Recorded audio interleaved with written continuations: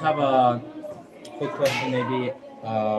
Since I'm new here, I don't know much about this place. When was this synagogue established or made? It seems fairly new. I'm assuming. I was just wondering. Wait, my video's up. Let's start with it. So here, Kochav Yaakov is an area that when the Jews entered the land of Israel, so this area was in Benjamin territory, and it was a thriving and bustling place.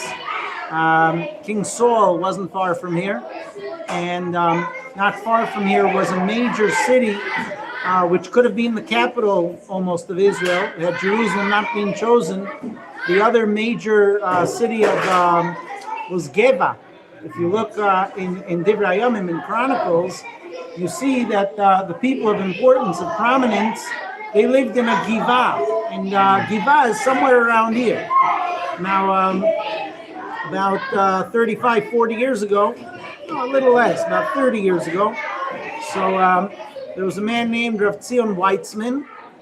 He learned in Merkaz Arav together with Rav Bigun, and he came here with a group of, about 10 people, and they brought tents, and they said, we have to create a civilization here. Wow. And when they came here, they had a few problems.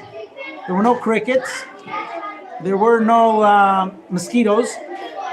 There was nothing. Nothing grew here, nothing. Some of the residents here say they get excited when they hear crickets because when they came here, there was nothing. And they had this, they had all their water coming from like this caravan.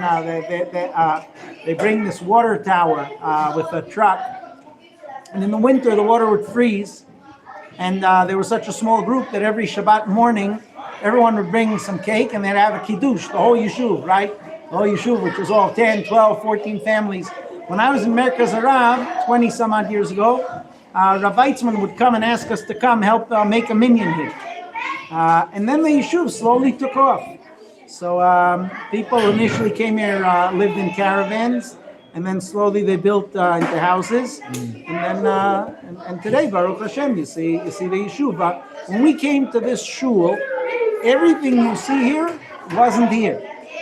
There was dust, there was dirt.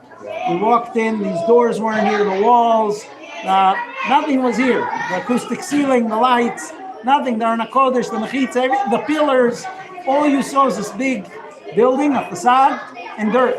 That was the reality here 10 years ago. Is that why there's still some dirt paths in the road? We're work in progress. We're slowly.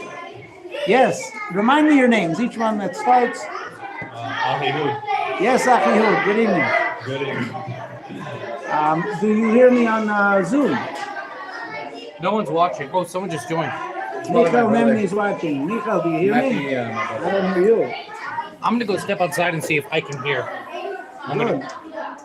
So how did its name We're on Zoom. Oh.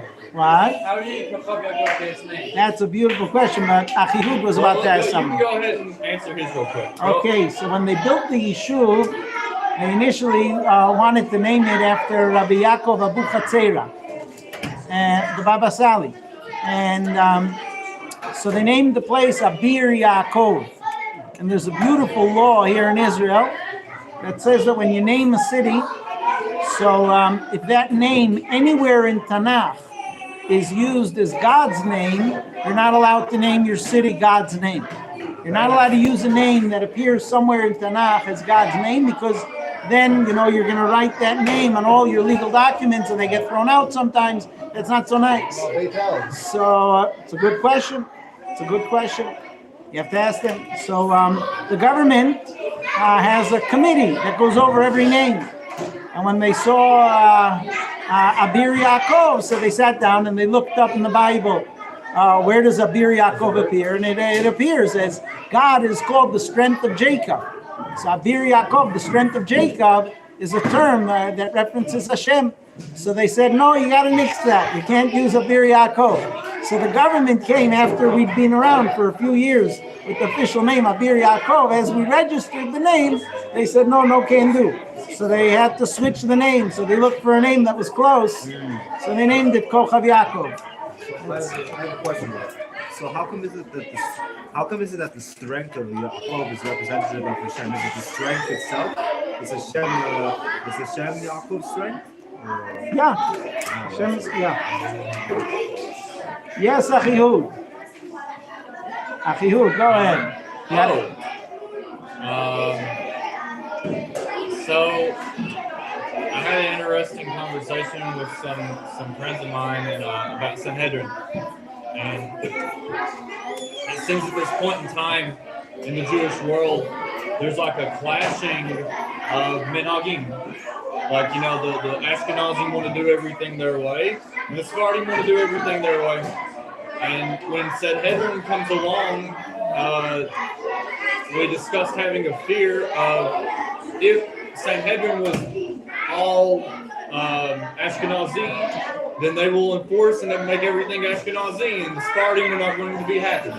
And vice versa, same thing with the Sephardim, or even if it was Hasidic, you know, not everybody wants to be Hasidic, you know, like if the Sanhedrin was Satmar, you know, not everyone's going to want to be Satmar or Chabad or whatever.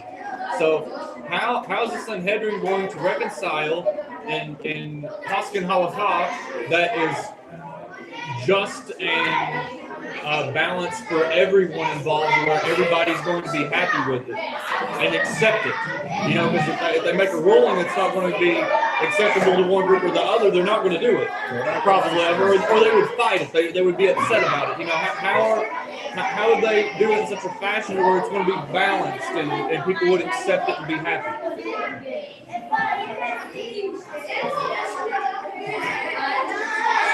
So the question that was asked is actually a very good question. There once was a high court in Israel. Can they hear me here? I don't know with all the... Yeah, I checked out. Okay, good. So if you don't hear me well here, they say that on the YouTube channel you can hear well, but hopefully you guys can hear me well also. By the way, it's very exciting to see all of you here. I don't know who MS is, but Yosef, Michael, and Yosef, very excited you guys are with us. The question was asked, there used to be a high court in Israel, a Sanhedrin. And when we had a Sanhedrin, so there was a ruling, there was a bottom line. Today, you ask someone a question and he might tell you, well, it depends. If you're Sephardi, Ashkenazi, you know, how you hold. So there are differences. Once upon a time that didn't exist. Once upon a time there was one ruling by the court. So the question is, one day we will merit to have the Sanhedrin once again. How's it going to work with the Ashkenazi and Sephardi customs? So the truth is that in order to answer this question, we really need to see this, because we're oversimplifying the difference between Sephardi and Ashkenazi. But I'm going to play into that, and I'm going to make believe the question simple. Really, the question is a little bit more complex as to what the role of the Sanhedrin is, and it's more complex because the difference between Sephardi and Ashkenazim breaks down into two arenas. One is halachic and the other is customs. But being that most probably the things you're familiar with are all customs, they're not halachic, the difference between Sephardim and Ashkenazim. So I think that the Sanhedrin, when they get here, are going to be respectful of everyone's customs. There's no reason to change the customs of an Ashkenazi or a Sephardi. The fact that the Sanhedrin will give a ruling that will cut through the machlokot, through the arguments, that's in halachic matters. But almost everything you're thinking about, like, am I going to daven nusach Sfard or Ashkenaz? Am I going to pronounce things like a Sephardi or Ashkenazi, etc.? Almost all those things, I find it hard to believe you're going to come up with more than 5 things that are not really customs. Like Kitnio and Pesach. So that's a custom. That's what I thought. Because, so, see, me and this rabbi got into an argument He said it's halakha. And I went, no, it's not. He said, yes, it is. Customs are a part of halacha. You have to adhere to custom. Wait, this is for me. No, just keep on taking it back. Want to say hi? Shalom, tודה רבה. Joe Sokol was on. Rob, is this kosher? It's not part of it. Is it kosher though? It's not part of it. He just said it's not possible. I said it's kosher. Now you watch it up.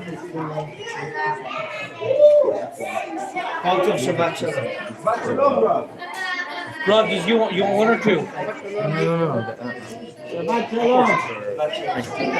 Rob, would you like some pizza? No, I'm a big pizza fan, and I happen to think Kochav Yaakov pizza is great.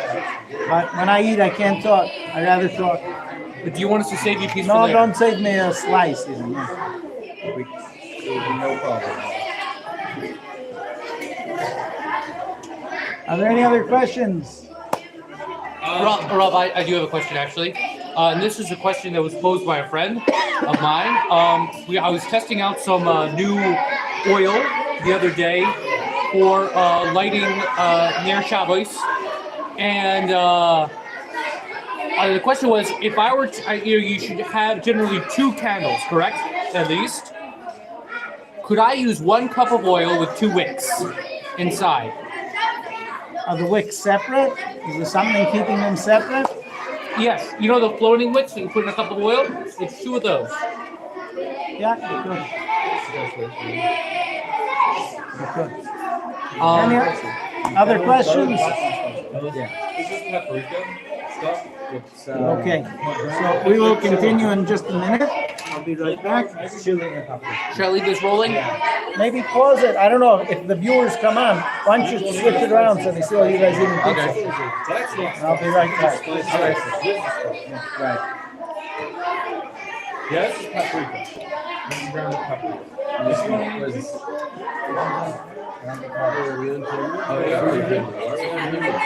It's a feud review. Everyone, start reviewing the feud.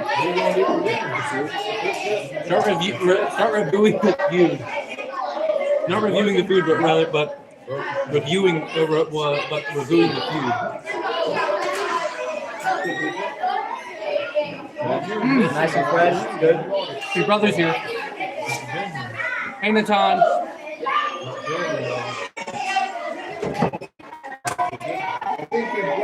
We're on a break right now. We're eating. Maybe. Yeah. You can watch.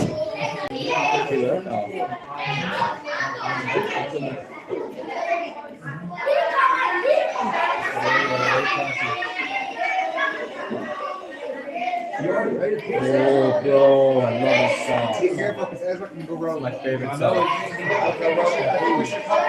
You gotta relax. Yeah. You want to watch it, Ezra.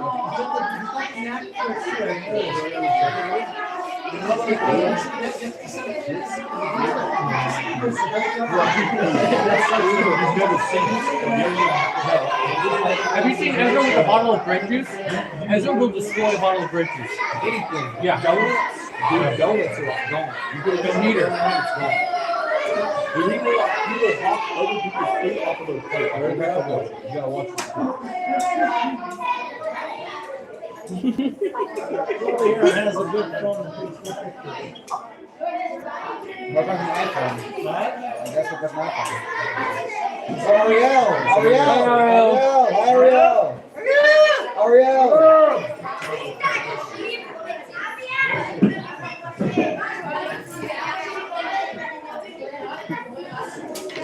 Okay. Shalom. Nice of you to zoom in. Very nice.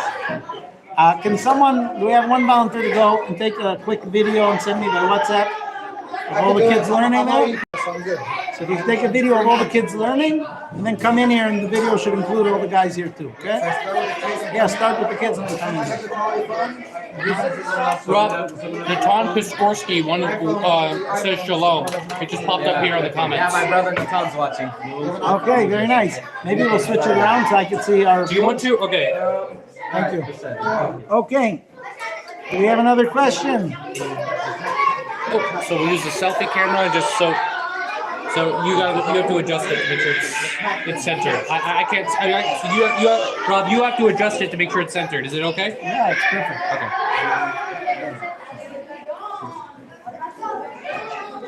They're gonna come here. Perfect. Yeah. If you can get all the kids, In one shot, right? No, take a video, walk around, get them all when you come in here. Like that. Okay. Any questions? No questions?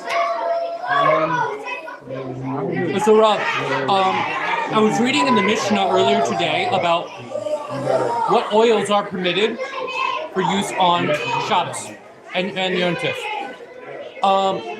So it mentioned that you can't use truma that has then become tameh. However, that's not really applicable now.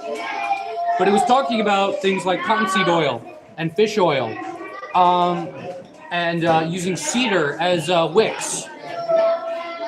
Are these still considered no longer permissible? Or is it really any oil that's kosher for consumption is kosher for use on Shabbos?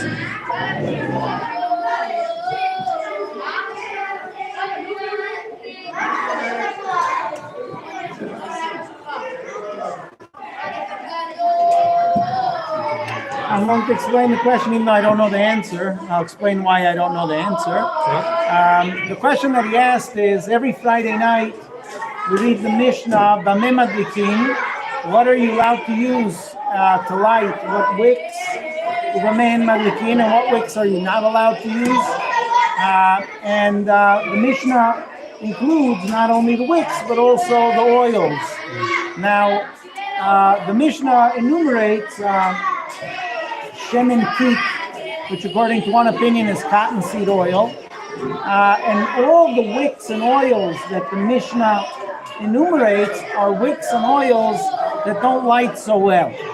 So the concern is that on Shabbat, if you have no other source of light, you're sitting in a dark room, a dark house, and now your lamp is flickering. So what are you going to do? You're going to play around with the lamp or the wick. So that you can end up transgressing the biblical commandment of causing a fire to light on Shabbat. So the Mishnah actually is talking about wicks and oils that don't light well. Now, so the Mishnah enumerates a lot of things, not so many, but so his question is, what do we say today? Are those things that are enumerated in the Mishnah still prohibited? So technically it says in Shulchan Aruch those things are prohibited. So the answer should be a no-brainer. Yeah, they said no. But I don't really know if our cottonseed oil is the same as their cottonseed oil. I don't know. I was curious. I never got to experiment. I was curious if you would take our cottonseed oil with a regular wick, would it light well or not? Did you try? I have it on my to-do list to try one day to see how I don't have cottonseed oil at home. I don't use it, but I'm curious. I don't know. And even if it did light well, I'm not sure if we would say that once the rabbis gave it that heading as an oil you shouldn't use, would we say that that's it? You can't use it because it's a brand new thing that we manufacture it this way.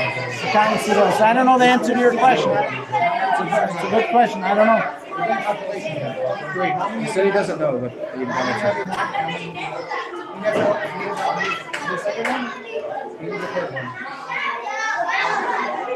Okay.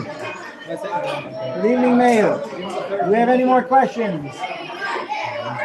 After all you are putting up with all the noise, Baruch Hashem, there are 50, 60 kids learning over here. Shalom, man. Wow, we have Ari Friedman joining us. Do you want another multi? I would mention Essence last week. I'm Essence last. So,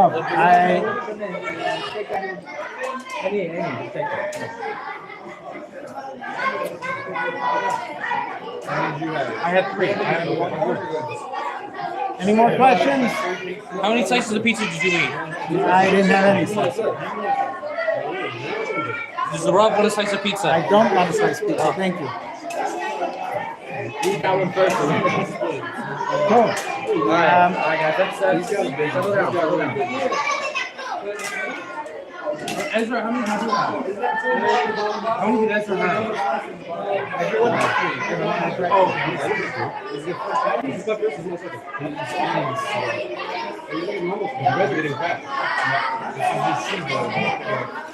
Rabbi, it's intermission. We're trying to make things, fair. We're Jews, we like accounting, it's- Some guys can get very, Okay. tempted, so.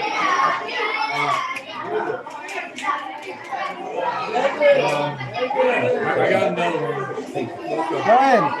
It might be uncomfortable. We'll try. Go It's ahead. gonna be like this is hosted You on can the have it internet. all you want. We're on live. We're This on is the live. internet. It's just live. It's not live. Is it gonna It will. Is it gonna be perfect? Yeah. It'll get lost in the sauce maybe, but I don't know if anyone can hear you, though. No, we can hear you. Everyone can hear you. So, Rab Liston got upset with me this week over how I addressed one of the rods of the yeshiva. And I've always been funny about it, like to you, like if I was going to call you, like, does the rod think? And I just think it's like really weird. To me, like it's like really strange. Like it's like strange on like a kind of. I think that like the Hasidim, they put their Rabbis in like too high of like way up here, like way higher than what they should. Now, like I try to not do that, and like, okay, they're more educated than me, and they're more educated than the group, but they're still just men. And when you look at the Talmud, the students of like Rabbi Akiva and the other rabbis do not seem to address Rabbi Akiva in this manner. They're just addressing him, normally. Like, why would you say such a thing? You know what I mean? And like how did we get from, the students of like Chazal addressing them in one manner, and then today the rabbis of today are not on as high of a level of Rabbi Akiva, but seemingly some of the rabbis get upset if they're not addressed in a certain way, which is seemingly higher. Why is this? What, and what's the appropriate way? Like, how much is too much? And how much is not enough? What's the balance here? Okay, so that's a big question. So maybe we'll start with some history, and then we'll address the question, okay? When you ask how did rabbis speak to people and people speak to rabbis in the Mishnah and Talmud? So first of all, the Talmud does say that if someone was a student, so then they would not speak directly. They would call him Mar, like a master. They did not speak directly. That's clear in the Gemara. That's a line in Talmud. I showed you later. The Talmud says if someone's a student, they did not speak directly. That was a show of respect. So historically, this concept existed. I would say more than that there were people who were so valued in society for their integrity that if you were seen talking to them, you could get a loan from the bank without guarantors. Talmud says there were people who they said, if he's in his presence, he can be trusted with a loan without guarantors. So that tells us the opposite side. I used to visit prisons, and sometimes people who had serious criminal records would come to my house. Now, someone once came to me. I had this more than once that people came to me and said, I trusted so-and-so because I saw that he's your friend. Well, I like to be nice to everyone. That doesn't mean that, you should trust this guy.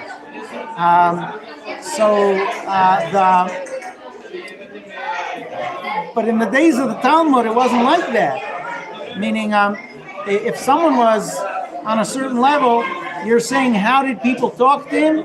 And I'm saying you couldn't talk to him if you weren't worthy of it. So and then the speech held a certain element of respect. So that's historically. I'm just addressing. You're saying how did it come from there to here? I'm saying I'm not sure anything changed that much in terms of the treatment. There are two other points to bear in mind there.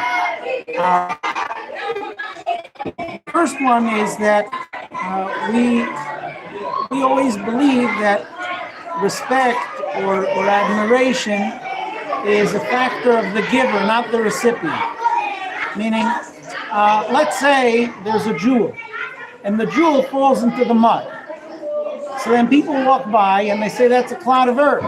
And one guy comes by and says, that's not a clod of earth, that's a jewel. He picks it up, washes it off, and says, look at what a beautiful jewel we have here. So then we say, wait a second, there was always a jewel here. Just most people didn't know how to appreciate it. There's one guy who had the brains to appreciate it. Now, respect, admiration, the way we view it, is a reflection of the giver, not the recipient. Meaning, respect should really be a reflection of where the giver of respect is holding. Meaning, could be that he's the biggest person in the world, but many people won't treat him that way, and that doesn't reflect anything on him. It reflects on them, not on him. So we view a show of respect as a reflection of the giver, not the recipient. Obviously, you don't show respect, to the dog. There's a certain kind of respect you show to the dog. You throw him a bone. Right? Okay, that's very nice. But I'm saying, so let's take an example. You're sitting at a restaurant. You're paying $5,000 for a very special dinner to celebrate your 10th anniversary with your wife. And the waiter comes in and throws the plate in front of you, and then takes the bread and slaps it on the table. And you say, excuse me, what are you doing? And they say, what's the problem? The food's right there. What do you want from me? What did I do? And then you say, that's not the way I want a waiter to talk to you. That's not fair. And they go, oh, who are you? What happened? What, just because you paid $5,000 for this meal, I have to come down and say, here, sir, and I'll put down the bread in front of you. What happened? Excuse me. It's the same bread, man. Just eat. Chow. Oh, you want better service? Why? And you're going to say, wow, I sort of expected in a place like this. And they're going to say, oh. And you're going to say, oh, that's, come on, right? Why? So wait a second. And then you're going to say, this is a lousy waiter. You're not going to say, I must be a bum because they treated me this way, right? You're going to say, this reflects on them, not me, right? So this is true in many areas in life. Now, the idea of respect is because if we don't respect, we're not open to listening. And I'll tell you a story about myself. I came to Rabbi Feinstein's yeshiva, and I went to his class. Moshe Feinstein? His son, Rabbi David Feinstein, MTJ, right. And when I went to Rabbi David Feinstein's Zatzal's class, Rav Moshe's son, so I wasn't so impressed. I went for a week, and I went for another week. And eventually I started thinking, I don't know why everyone's making such a big deal about this person. And I just left. I left the yeshiva. I went to another yeshiva. I came to the other yeshiva. No, they're for us. These aren't ours. No, it's the kids' program. Sorry. And when I went to Mir, another yeshiva, everyone asked me, where'd you come from? And I'd say Rabbi Feinstein's yeshiva, and they go, wow, you learned by Rabbi Feinstein? I'd say, yeah, and I didn't want to say anything. And this happened again and again and again, and I saw the Rosh Yeshiva, and everyone in the yeshiva were like, you were in his shiur? Why'd you come here? And after this happened for like a month or two, I suddenly said, maybe I missed something. So I went back to Rabbi Feinstein's yeshiva, and I went back to his shiur. But this time, I prepared for 2 days before going into his class. Now, when he gave class, he didn't tell you what he was saying. He didn't tell you, look, I'm gonna give you an incredible insight here. He would just read the Talmud, read the Rashi, read the Tosfos, and say, have a good day, guys. Now, after I prepared for 2 days, I came in with a list of 20, 30 questions based on the commentaries all around.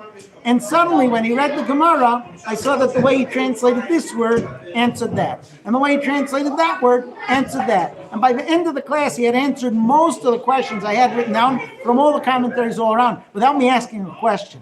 I suddenly realized that there was such genius invested in the class that he just wasn't telling us what he was saying. If you didn't prepare, you thought he was just reading the Talmud. You didn't realize that he was factoring in so many other commentaries and other sources as he read it and explained it. So what happened was, suddenly I became opening to learning from it.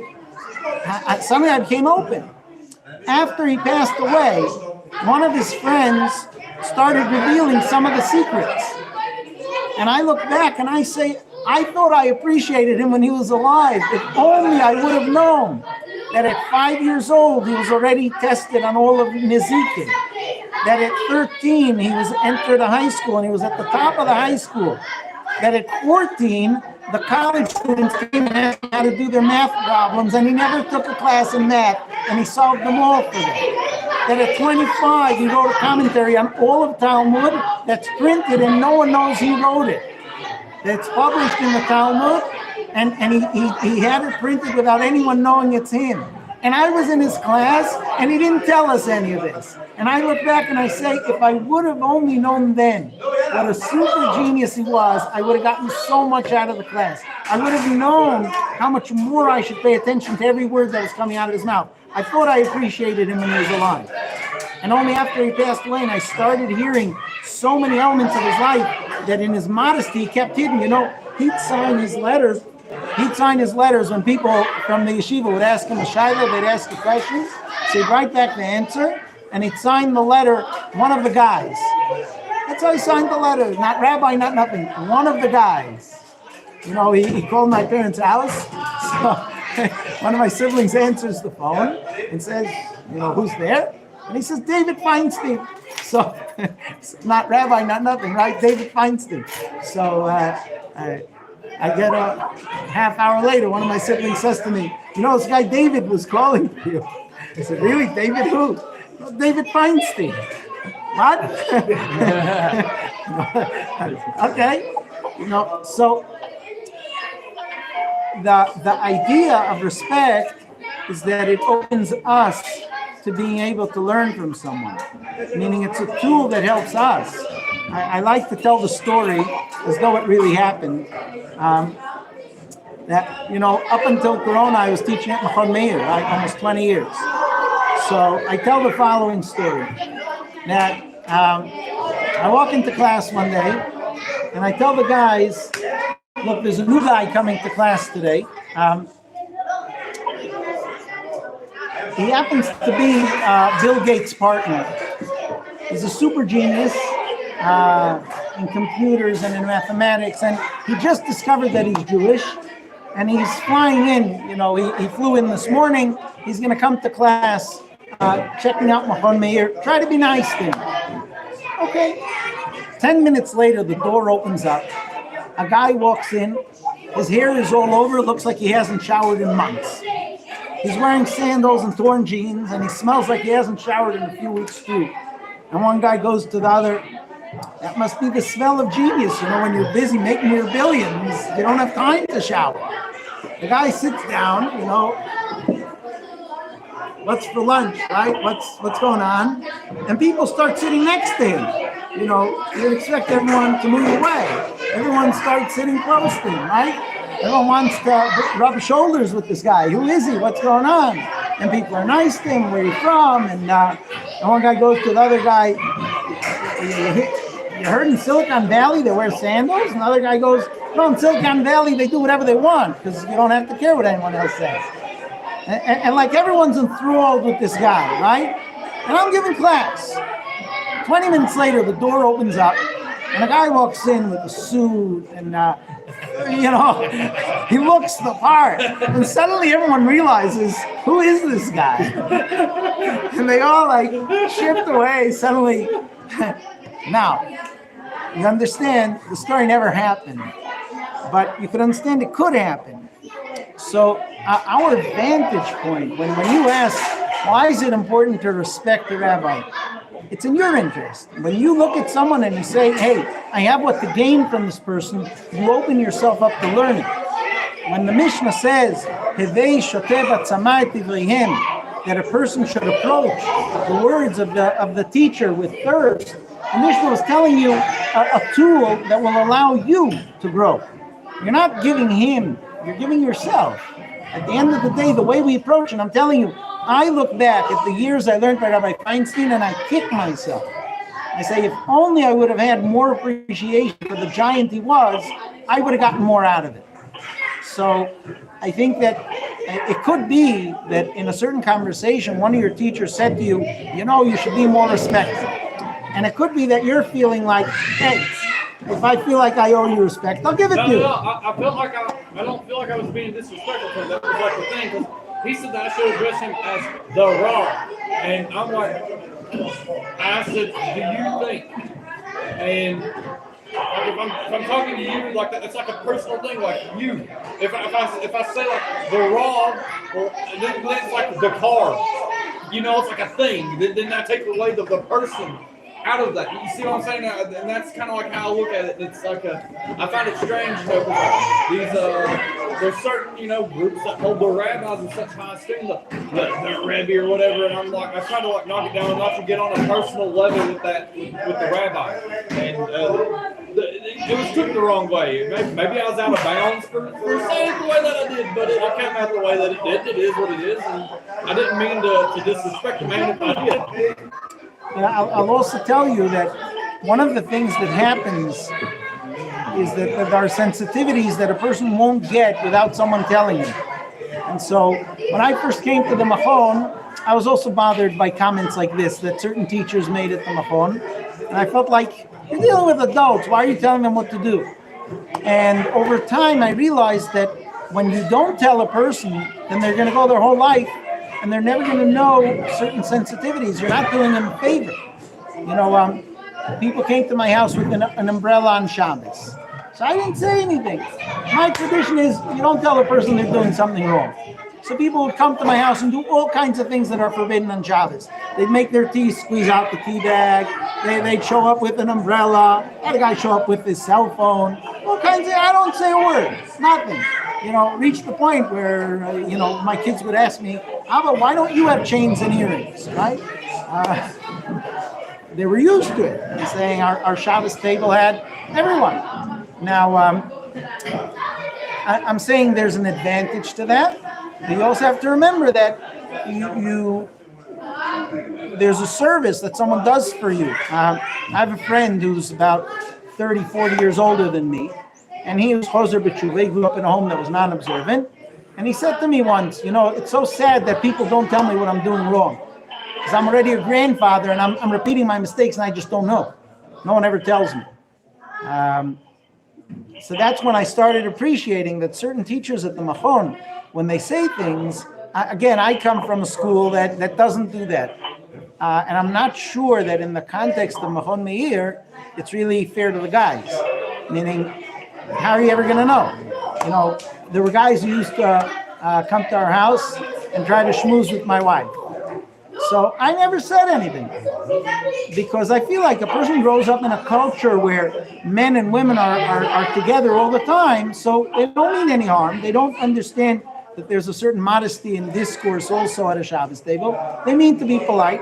Fine. I remember when I was young, I called a Hasidic friend and I thought I was being polite. I said a few words to his wife and he met me the next day and he looks at me and he says, "You want to marry my wife?" I thought he was joking, but he was real serious. He was like, "Why are you schmoozing with my wife?" Now, you have to understand, I was a teenager. I was like 15, 16. He was in his 30s. I didn't understand like what he wanted from my life. But in their culture, like totally unacceptable. Why are you talking to my wife, right? So that's why when similar things, would happen at our house, I never said anything. But the flip side is that I have a friend who we know one another for at least a decade now, and he's still calling my wife by her first name. He still doesn't have that sensitivity that maybe that's not really what he should be doing, right? But I'm not going to tell him. I'm not going to tell him because, again, that's not my tradition. But I'm not sure I'm doing him such a service because, in my house, when he makes this mistake, it doesn't cost him anything. But if he does this mistake in other people's homes, it could cost him. And that's why I'm saying there is a value when a teacher says, I'm going to tell you this is not the way it's done. They're doing you a favor. It's not comfortable to hear it, but there is an advantage to that. So what do you do like when you're like in a class with a rabbi and like you've learned for like a long while, like you've learned for a good while, like this is like being at the yeshiva is not like your entry learning experience, like you've learned prior to that, and like a rabbi tells you something that like makes you really uneasy or really uncomfortable, and you're like, well, hold on a minute, that's not how I learned it, or I don't remember that. As a matter of fact, I remember the opposite. And like you're really uncomfortable with like what they're saying. You're like, it's like making you cringe. Like how do you handle it? Like how do you approach it? How do you go about it? Like going, well, see what I'm saying? So I'll tell you, there are 3 ways to approach it. But maybe before we discuss that, let's discuss what Maimonides says. Okay? Rambam, right. Yes. So, Rambam, Rabbi Moshe ben Maimon, so everyone's heard of the Rambam, right? Yeah. We love them. So you all know that the Rambam was supported by his brother for many years. Yeah, he wrote, It's very based. Rabbi Moshe ben Maimon, who lived a little under 1,000 years ago. So Rabbi Moshe ben Maimon, who all of halacha is based on him, by the way. Meaning, even we don't do everything like the Rambam, but the basis, right? And the basis of Shulchan Aruch is Rambam. Meaning, it's true, not in everything do we rule like the Rambam. Yeah, the Rema, he says his commentary on the Shulchan Aruch is basically Rosh Hashanah, we don't do this, Rosh Hashanah, we don't do this, Rosh Hashanah, we do this, etc., etc., etc. So Rabbi Moshe ben Maimon, the Rambam, when he was young, he was about 19, he wrote in Arabic commentary on the Mishnah. Was it Judeo-Arabic? I don't know. Sorry. What's fascinating is that between writing the commentary on the Mishnah when he was about 19, 20, to 20 some odd years later, when he wrote his Mishnah Torah, he almost never changed his mind, which shows you the value of learning with tradition. Because the way he learned the Talmud and therefore gave his rulings in the commentary on the Mishnah would be the way he would learn going into the future, because it was based on tradition. If you have to invent the wheel, so then one day you'll read it this way, and the next day you'll say, well, maybe it should be read that way. When you have a tradition, the way Rashi and Rambam did, on how to read and how to rule within the Talmud, then you're going to end up between age 19 and 45 learning the Talmud 150 times, but getting to the same conclusions because you worked it out right the first time, because you didn't have to invent the wheel. So Rambam in his commentary to Mishnah also included introductions to chapters or tractates, and some of those introductions are work in their own right.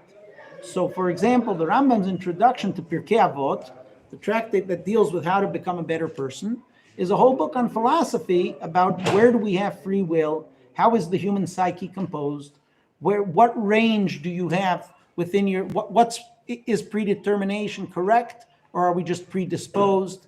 So he wrote 8 chapters on the human soul, introducing Pirkei Avot, and those 8 chapters are called Shmona Prakim.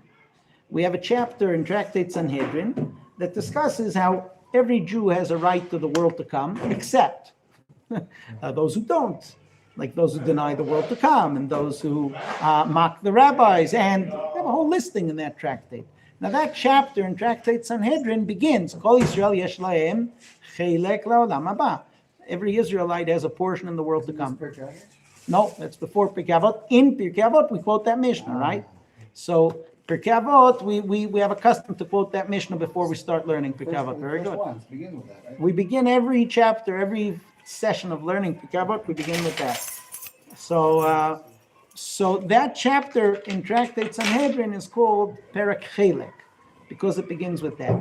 The Rambam wrote an introduction to Perek Chelek. By the way, on my website 123torah.com, you could download for free all the audio we learned in Machon Meir about 15 years ago. One Ben Azmanim we had during the break.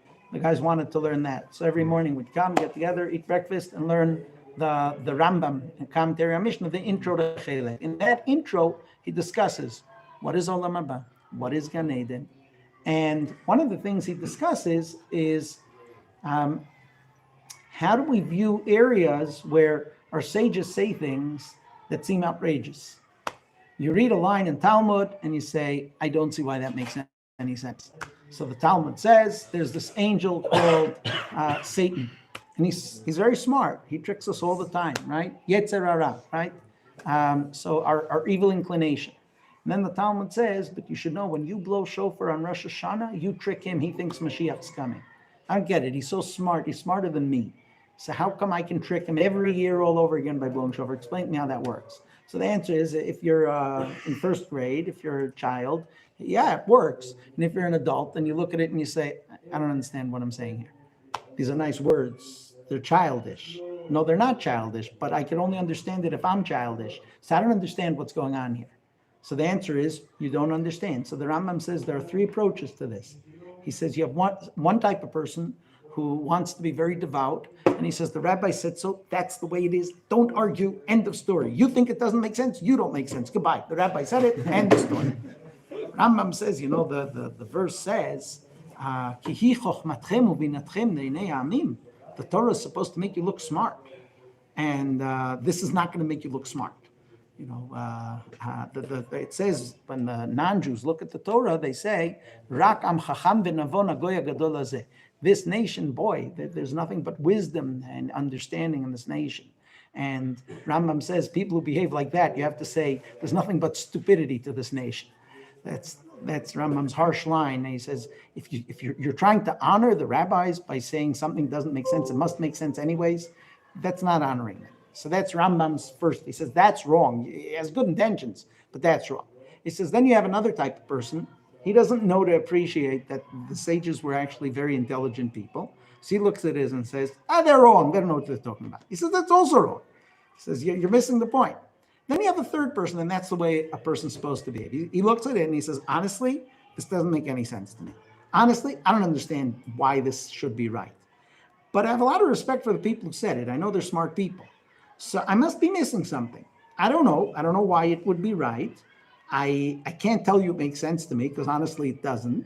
And I can't, but I can tell you that I know enough about these people. These are people I respect. These are people who are wise people.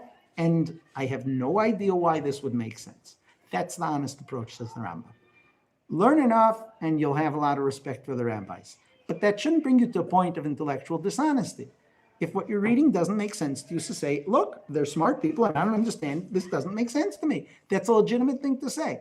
But notice the difference between saying this doesn't make sense and having the respect of saying this doesn't make sense to me. I don't get it. I'm not saying this is nonsense. I'm saying I don't understand it. Now, there might be an interpretation. There might be an element that I'm missing in this whole story.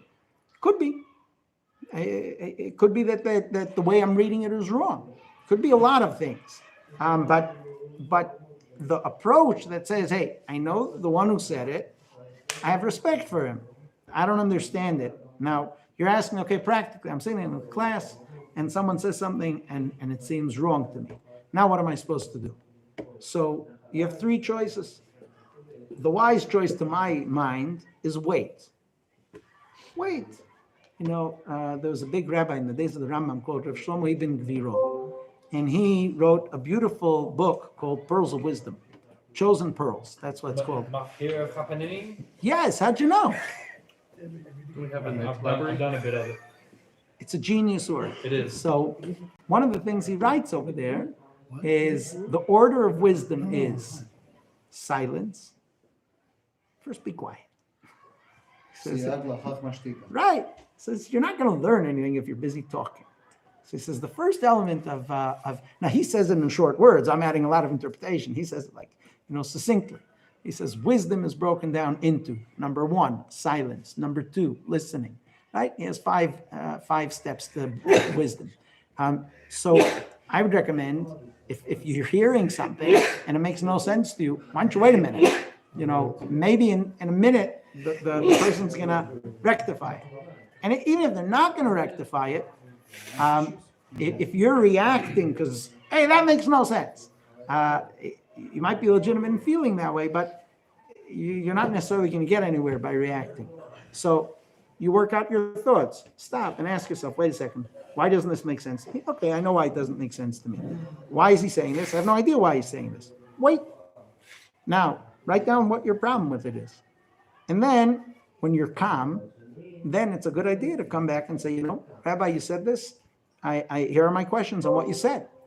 And you might actually get a good answer, and maybe not. When I gave a class, Intro to Judaism, we called it Judaism 101.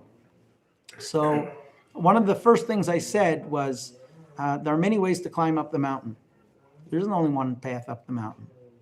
If you find that the answers that I'm giving you to questions jive with you, good.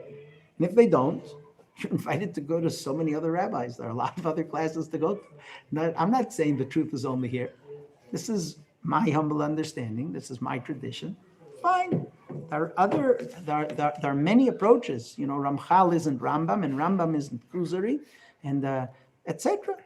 So even within the realm of 300 years, you see multiple approaches: Maimonides, Nachmanides, etc. So fine. So if this doesn't work for you, that doesn't mean that there aren't other approaches that'll work for you. And that's what I'm saying. Even if, let's say, the rabbi stands by his, right? Someone came to me last week, and I can't even quote what they said, but they quoted something from a class, not at Machon Meir. They quoted something from a class, and I said, could you stop? They said, why? I said, because I know the person giving the class said they're teaching Judaism, but it just sounds like Christianity to me. I can't. I'm sure they meant well, but I can't. That's like beyond me. They think they're saying Kabbalistic concepts. I don't know. I can't hear such things. Do me a favor. I don't know what you heard, but I understand that sometimes you hear things and you say, I don't know. I'm going to go. This isn't what I'm getting from this teacher, but you should know. Sometimes in a certain range, you say, this I'm not learning from them, and other things I will learn from them. So that's why I think that if a person waits, and a person, either things will work out later, or a person will be able to clarify it, or a person will decide, you know what? There are other teachers who don't see things this way. Fine. We don't have to agree on everything. I will tell you one thing. I tell this to my kids all the time. You don't have to agree with me. My kids, there are other people out there. When my kids ask me questions in halacha, I say, here's the rabbi's phone number. You could call. But what do you say? You want my opinion? Why is that so important? Other people out there. I think that when you guys will be parents, Bezrat Hashem, this is an important point. To give legitimacy, sometimes when people run their house, they want to run a tight ship in Torah and mitzvos. It's not always so conducive. Sometimes it's better for a kid to have the freedom to verify the halacha. When my kids ask me questions, I say, here's one sefer that I think addresses it, and here's another one that I think addresses it. You tell me what they say. Abba, what's the halacha? I don't know. Let's look it up. It's better for a child. I'm not talking about a 5-year-old. I'm talking about a 12-year-old, an 18-year-old, a 16-year-old. Much better for them here. You're asking me, I'm going to tell you it's prohibited? No. It's give them the freedom to learn, to understand. Yes, sir. I hope I addressed your question. Who's on first? Okay. So I want to kind of bounce off something you mentioned earlier about that you worked with people who were felons. Felons. Listen, I'm Baal Tshuva, okay? only about 4 months. A lot of the stuff is very new to me. And a lot of it is just sort of coming to the terms with, I did stuff in the past that's not great. They're not mitzvahs. I broke Shabbat, ate non-kosher. I'm content with that. But it's a whole nother ball game when you're talking to someone who's Baal Tshuva who Chas v'Shalom committed murder, violated someone, did stuff that is just objectively horrifying. And so to someone like me, you could say something simple like, yeah, it was wrong, but it's in the past. This is who you are now. Well, someone like that, it's not, no, like they're still in prison. They have to live with that they're going to be there for the rest of their life. Well, how like Rob, how would you address that? To that, how would you guide someone like that along the Baal Tshuva process? I'm not referring to anyone in particular. Tell you a story. Oh, Okay. About, I don't remember how many years ago, there was a bus driver who drove recklessly and had an accident, and a lot of people were killed, including children. And he wasn't, and he was in prison. And one day I'm talking to a friend of mine, and he says to me, "You heard of so-and-so, bus driver?" I said, "Yeah, who hasn't heard of it? Everyone's heard of it." So he says to me, "You know I'm his rabbi?" I said, "No." So he said, I can't, I'm so upset. He was reckless, and there are children who are dead, there are mothers who are dead, there are orphans, and it's all his fault." So I was quiet. So he said to me, "He's in prison." I said, "Yeah." So he said, I'm not visiting him." I said, "What?" He said, "I'm not going."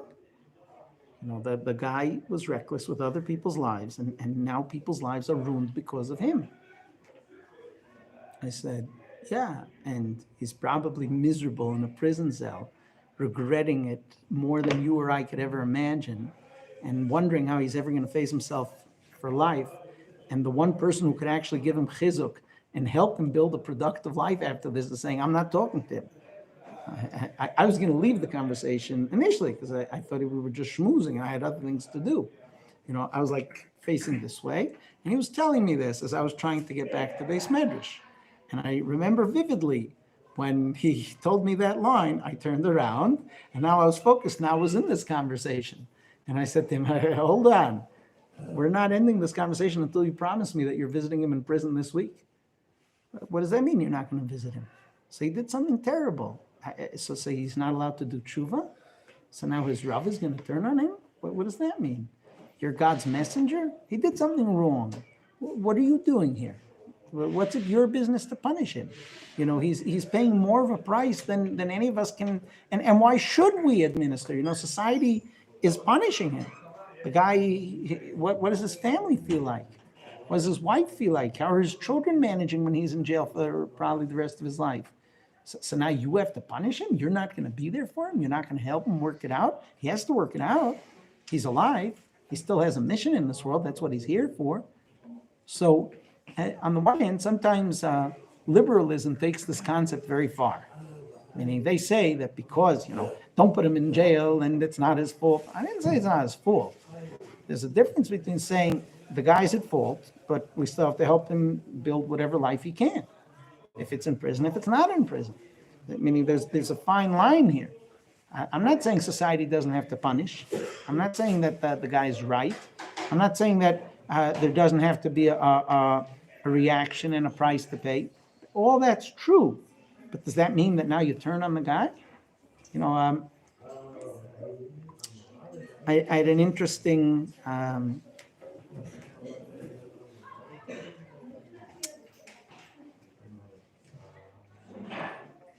there was once a person who was much discussed in the media because they had suggested to put him in a very high profile position. and I was visiting in Chutz La'aretz, and the topic came up. It was just in debate whether he would get the position or not. And I happen to know that this person was very, very problematic in things he had done and in his views. And when I visited a certain community for Shabbos, so someone mentioned to me that the rabbi of that community was very influential, and he was trying to promote this person to that position. So after Shabbos, I called the rabbi. Is this Trump? No. Okay. After Shabbos, I called this rabbi and I said, can I meet with you? Can I meet with you for a few minutes? And when I met with him, I said, I just wanted to check if you know the facts about this person and his positions and what he's done historically. So the rabbi looks at me and he says, yeah, I know. I said, okay, because people here told me you're trying to support him and help him. He said, no, that's not what happened. The media went out against this person, and they kept bashing him and bashing him and bashing him.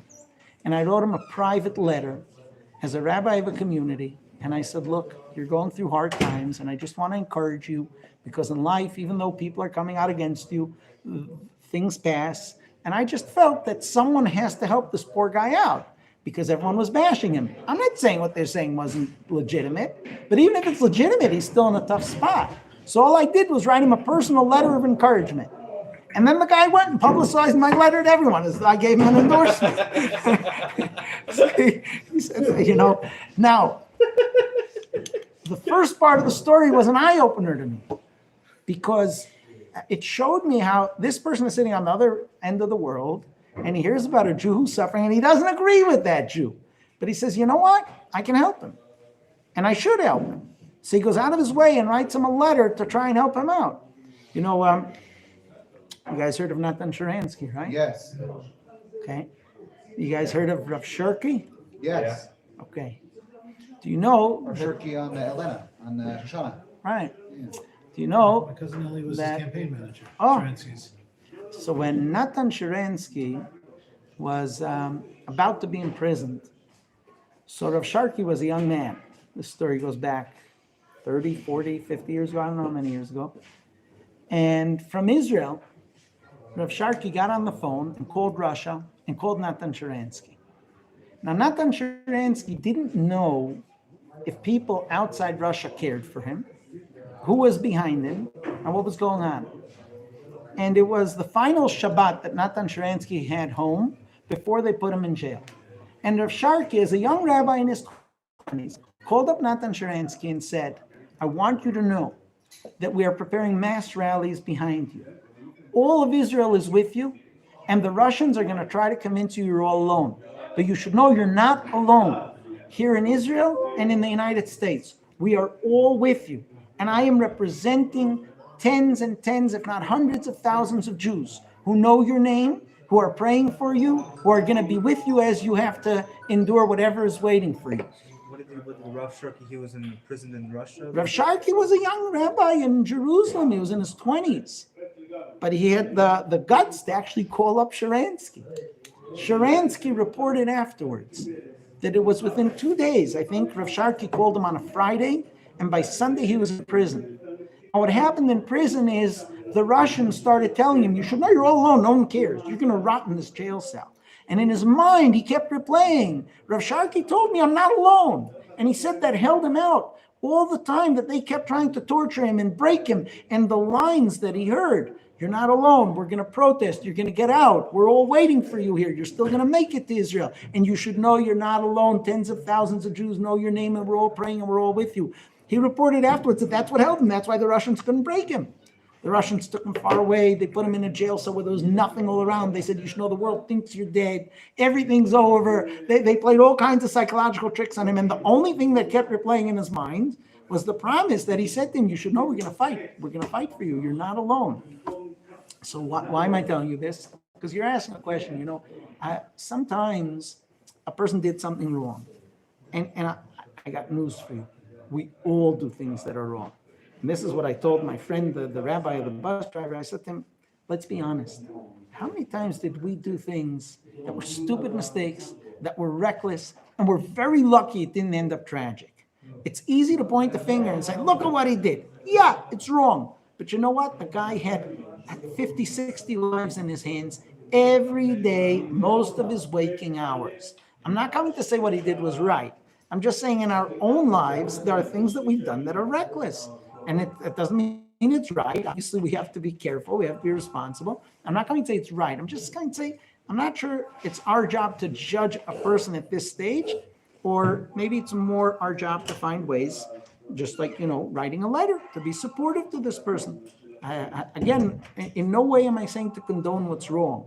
In no way am I saying, it's okay. It's not a big deal. It is a big deal. It's a very big deal. And I'm not saying the guy shouldn't sit in prison. I'm not saying any of that. But you're asking what's a rabbi's role vis-a-vis a guy who did something that's very wrong? I think when possible, when the person's interested, then you try to help him. I'm not saying that's necessarily everyone's job, but you ask, is the rabbi supposed to be there for him? I think so. So it's not easy. It's not easy. Sometimes you look at someone and it's hard because you know that this person really hurt other people, and it's very hard. And, yeah. Dov. Yes. I have a question about the mitzvah of hating people. And for those who know where this discussion came from, please don't say any names. There was a discussion in a class recently regarding a mitzvah to hate. That anybody who's apikoros, who doesn't believe in the Torah al pei, Reform Jews, Hilonit, that possibly modern Orthodox should be hated. And that it's Western liberalism that teaches us that we shouldn't hate, and that's wrong. The same rabbi was saying that if you're a child, you should teach a child that if somebody hits them, they should hit back. It bothers my internal moral compass. I don't know how to deal with it. Obviously, what you were saying before, you struck a chord in me to not go to this person's classes anymore. But how do I respond to that? Is that normative? Is that a form of normative Judaism that I'm missing? Or are they totally out in left field?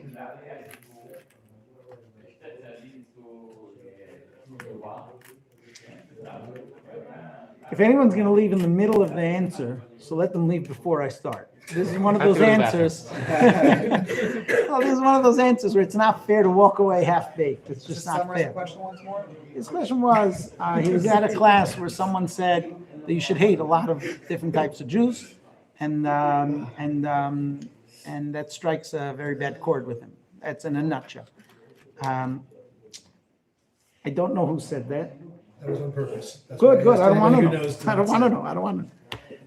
There are a lot of opinions. I want to explain two concepts,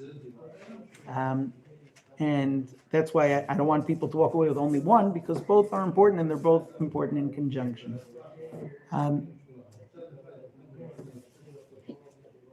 Let's begin with a Mishnah. Chaviv ha'adam shenivra b'tzelem. How much does God love the human being, for he created all of humanity in his form? Hashem revealed an extra fondness to man when Hashem let man know that he was created in God's form. Next Mishnah, towards the end of Tractate Sanhedrin, the Mishnah says, why did God create the whole world from one human being? So that there be a camaraderie among humanity. So, the first Mishnah from Pirkei Avos, the second Mishnah from Tractate Sanhedrin, they teach us a concept about the approach we're supposed to take to humanity. And that approach is a loving approach. It's an approach of admiration. It's an approach of the human being is precious. Notice it doesn't say the Jew, it says the human being, right? So that concept is very important. And that's at the basis of how we're supposed to approach life, how we're supposed to approach humanity. My children once asked me, after the Fogel family were murdered, parents and children, and then their sister walked in and found her parents and siblings murdered in a terrorist attack in their home on Friday night. So there was a time that my children didn't want to go to sleep at night without like me sleeping by the door or they'd ask me to check that the door was locked. I don't know how many times. So they once asked me if I'd be able to kill a terrorist with my own hands. I said, yeah. They said, yeah, you could hold him in your hands and feel life come out of him and die? I said, yeah. So they calmed down.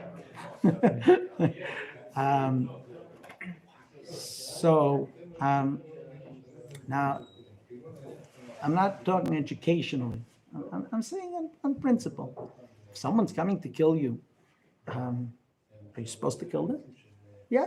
If someone's coming to kill you, Hashkem, you get up earlier, to kill him first. Right?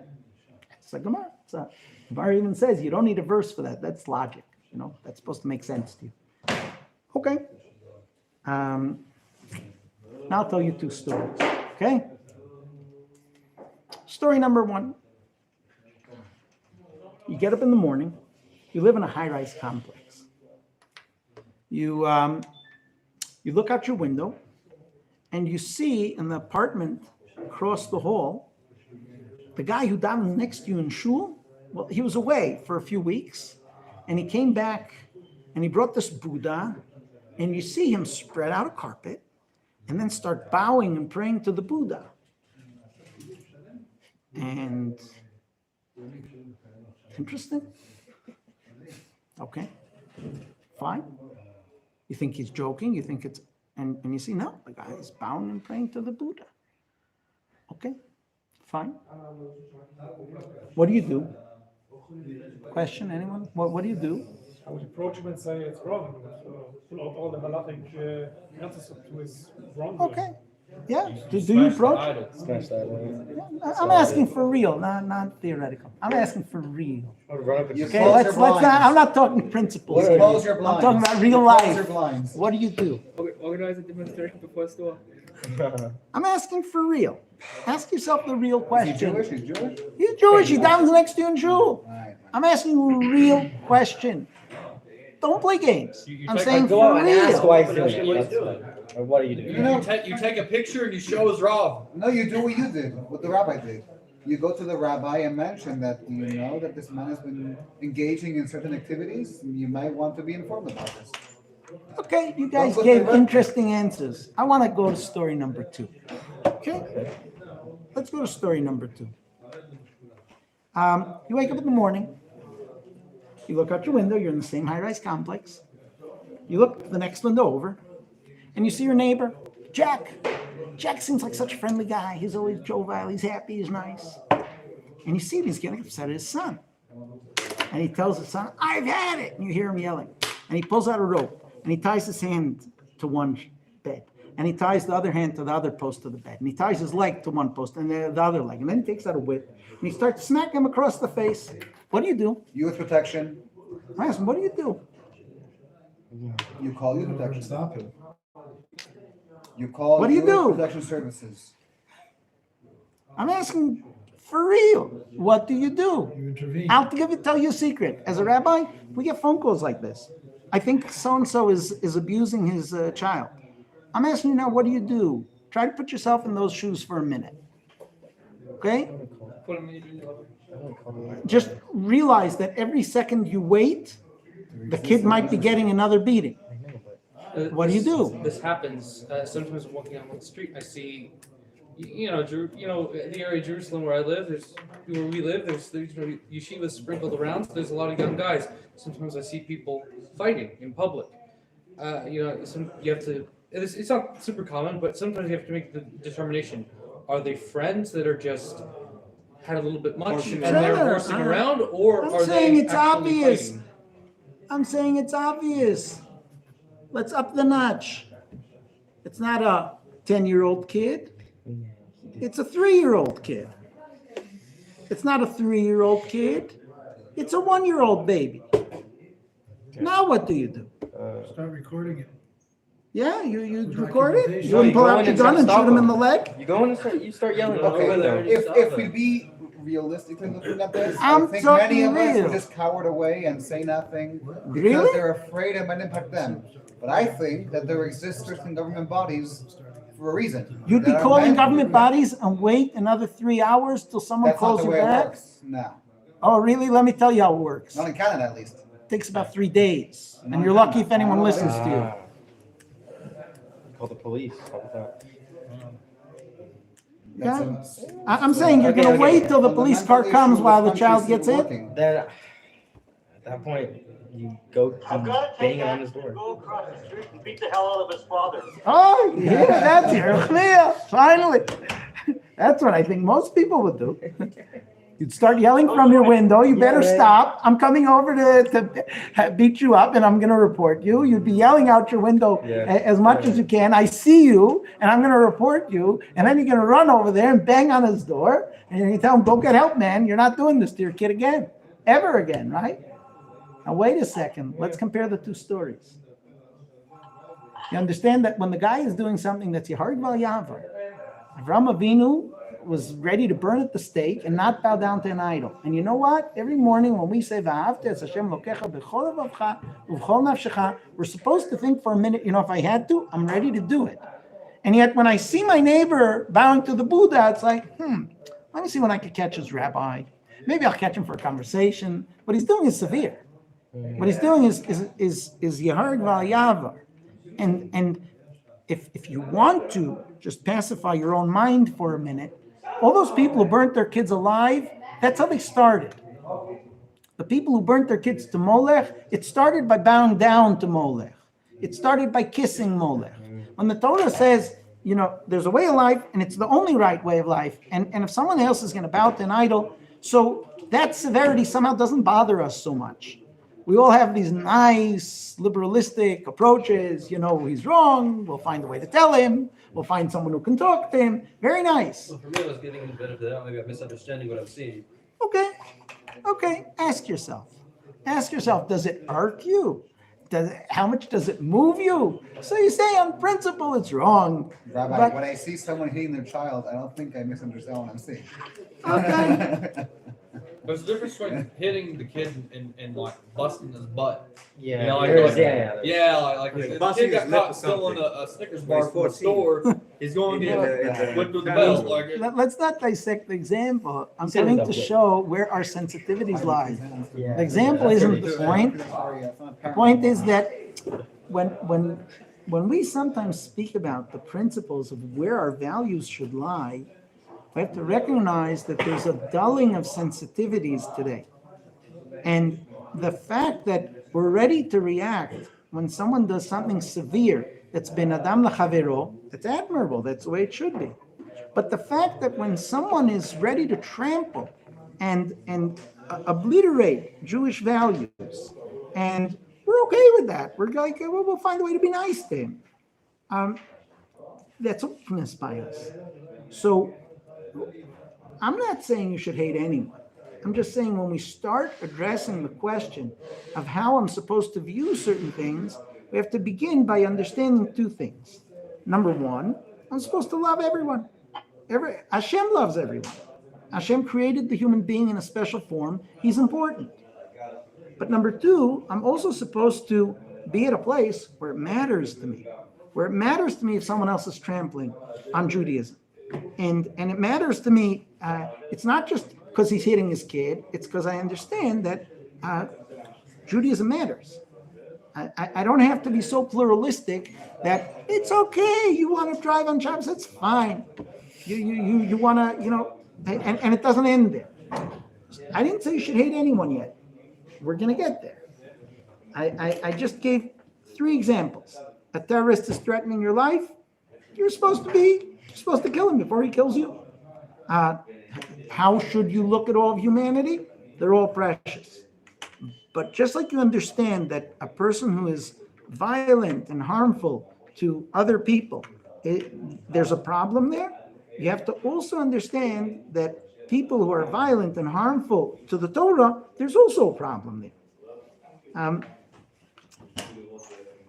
I don't know any of your histories, but many times people show up to Machon Meir, and the reason they're coming to Machon Meir is because someone, their father, their grandfather, their mother, their grandmother, someone up the line was told it's okay to drive a car on Shabbos, it's okay to marry a non-Jew, it's okay to stop eating kosher outside the house. You could keep kosher in the home. We have lost from the Holocaust till about the year 1996. We lost 6 million Jews who intermarried and are lost. We lost more than we've lost at the Holocaust. So when we approach the subject of how am I supposed to look at people who are undermining the observance of Judaism, you have to understand that they're a real threat. It's not innocuous. At the end of the day, we have lost more people from the Jewish people were lost to these movements than we've lost to the Holocaust. So there's a spiritual Holocaust going on. And again, I haven't yet said you should hate anyone. I'm not saying that. I'm saying first we have to have an appreciation. What's the subject matter? We're discussing a situation where people are smiling at us as they're trampling on the values of the Torah. It's not innocuous. There's real harm, and the future of the Jewish people is at stake. It's a real challenge. When Rav Hirsch wrote the very harsh words that he wrote about how Reform Judaism was taking Judaism out of the home and putting it into the synagogue and destroying the concept that a Jew must live Judaism every minute that he's alive. And Rav Hirsch wrote, we learned it together 2 or 3 years ago, if I had my way, I'd close all the shuls for 100 years. Because he said Reform Judaism is making it as though Judaism is only about coming for your bar mitzvah, standing at a nice event, and you show up to the temple on Yom Kippur and Rosh Hashanah, and that's it. That's your Judaism. That's not. That's the destruction of Judaism. So he foresaw where we were headed, Rav Hirsch. And we learned this together. So again, I'm just saying before we address the topic, we have to understand our baseline is every human being is precious. We also have to understand there's a real clear danger when people come and even in the nicest ways, but they're trying to destroy the tradition we have, the Torah we have, the observance of Torah.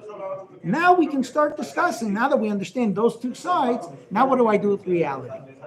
So that we'll get to in a second. If people have other questions before we get to that, we'll get to that. But I'm saying you have to see the broader spectrum before you start discussing it. Meaning there are two sides to this story. Now you ask me, how do I deal with the individual? Question? So this Rav Hirsch person, you said regarding his commentary, his outlook on the Reform Judaism, all those things. How much of what he said would you say is correct and incorrect? How much of that would you say is right?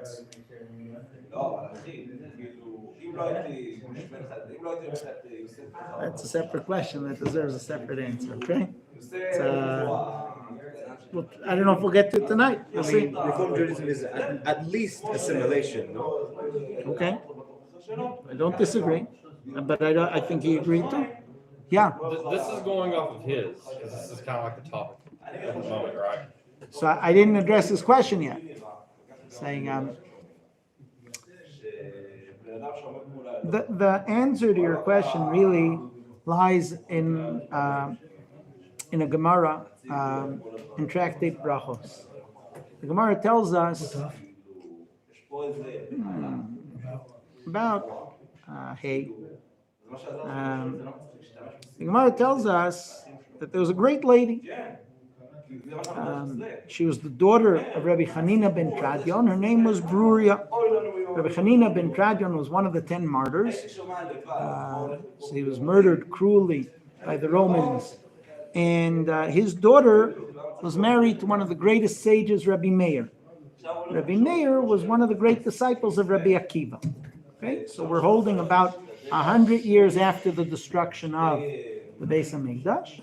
Rabbi Akiva has a disciple, Rabbi Meir. Rabbi Meir's wife is Bruria. Bruria was a genius, right? Her father, Rabbi Hanina ben Tradion, was a genius. The daughter was a genius. And she was married to a super genius, to Rabbi Meir. So, Bruria said, Bruria is quoted in the Talmud. Okay, so the lady Bruria, not the only lady quoted in Talmud. Bruria is quoted in the Talmud. It says in Psalms and Tehillim, Yitamu chataim min haaretz, u'shaim odeinam.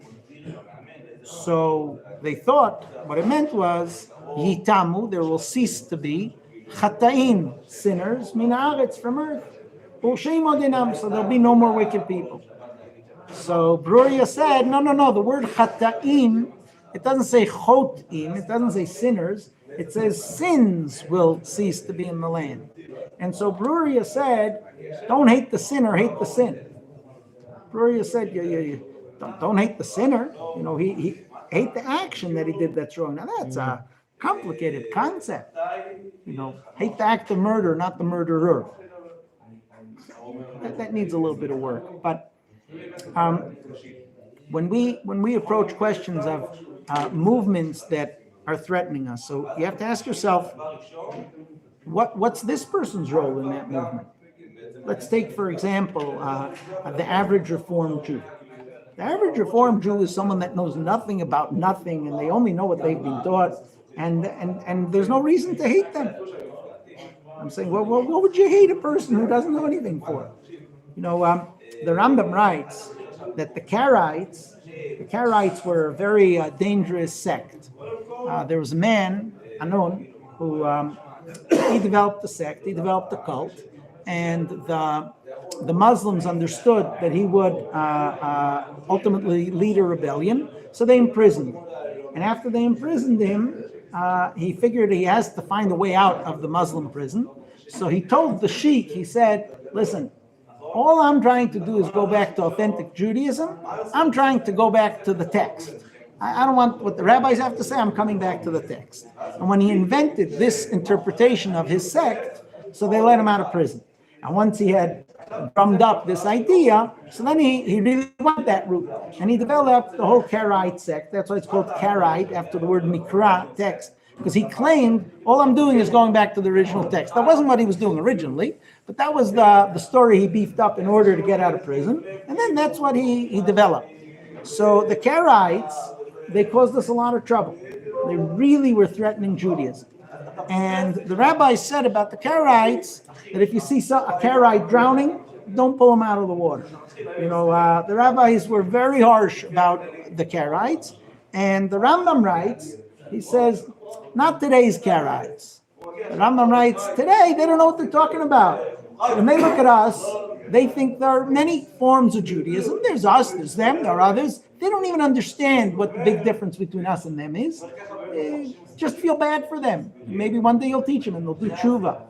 Rambam says you can't hold these guys accountable. They grew up learning that this is Judaism, that what they're doing is Judaism. So they just don't know any better. So that concept of the Rambam, that applies to the non-observant Jew, that applies to the Reform Jew, the conservative Jew, that applies to most of the people you're going to come in contact with. Open Orthodox. It's a newer movement that's been created.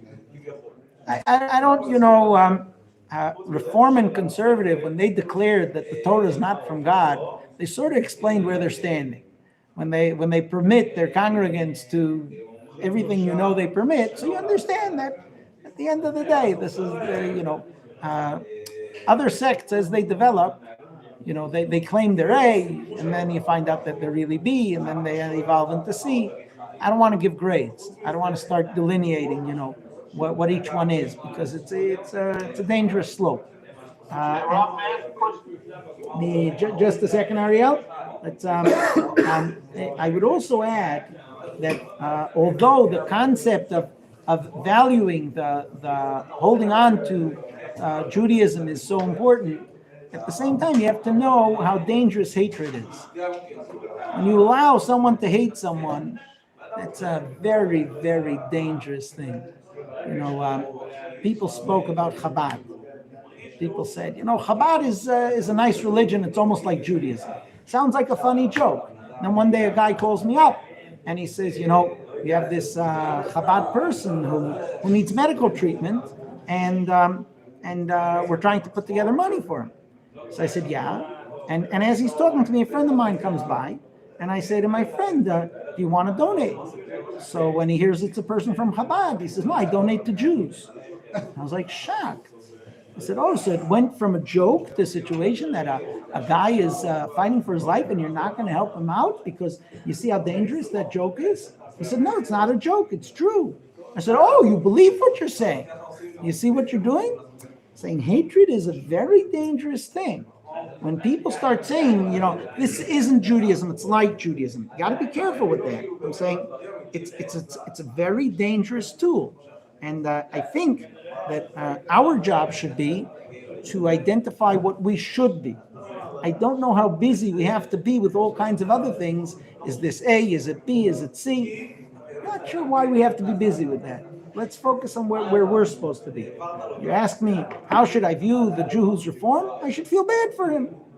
I should feel bad for him. I don't know. Why should I hate him? What does he know? What did he do? I'm saying, you ask me, I hope I've answered you, meaning The answer I was given on that is that he's Apikoros because he doesn't believe in the Torah and the Torah I'll pay, and therefore it's a Torah mitzvah to hate him. But I answered you from the Rambam. Yeah. The Rambam who discusses Apikoros tells you that when a person is a Tinok Shenishba, like the kid grew up without an education, what do you want from him? He doesn't know. Thank you. I don't know who's first here. Oh, wait, Ariel had something on like, this topic. I'll get to It you, was but but mine's on topic with his. Mine's on yes, Ariel. Thank you, Rob. Rob, I heard this on this topic. I heard a question. I didn't have, not that I should have an answer, but if we understand the idea that almost everyone then is Tidok Shenishba, and if then who exactly, when the Torah says, Hashem says, to my haters, my haters, what exactly then is a hater of Hashem? If we say that ignorance is, not my question, I heard this and I was curious what an answer would be. If we say to an Shenishba is so broad, who is a hater? Because obviously there is something or someone. I'll tell you a story. I don't want to. I don't want to address your question directly, but I'll answer it indirectly, okay? His question was, who are the people that are called the people who hate Hashem? Or Alom Sanech Hashem Esna, David HaMelech says. So, again, I'm not addressing this question, but I think that the answer will give perspectives that will help us understand.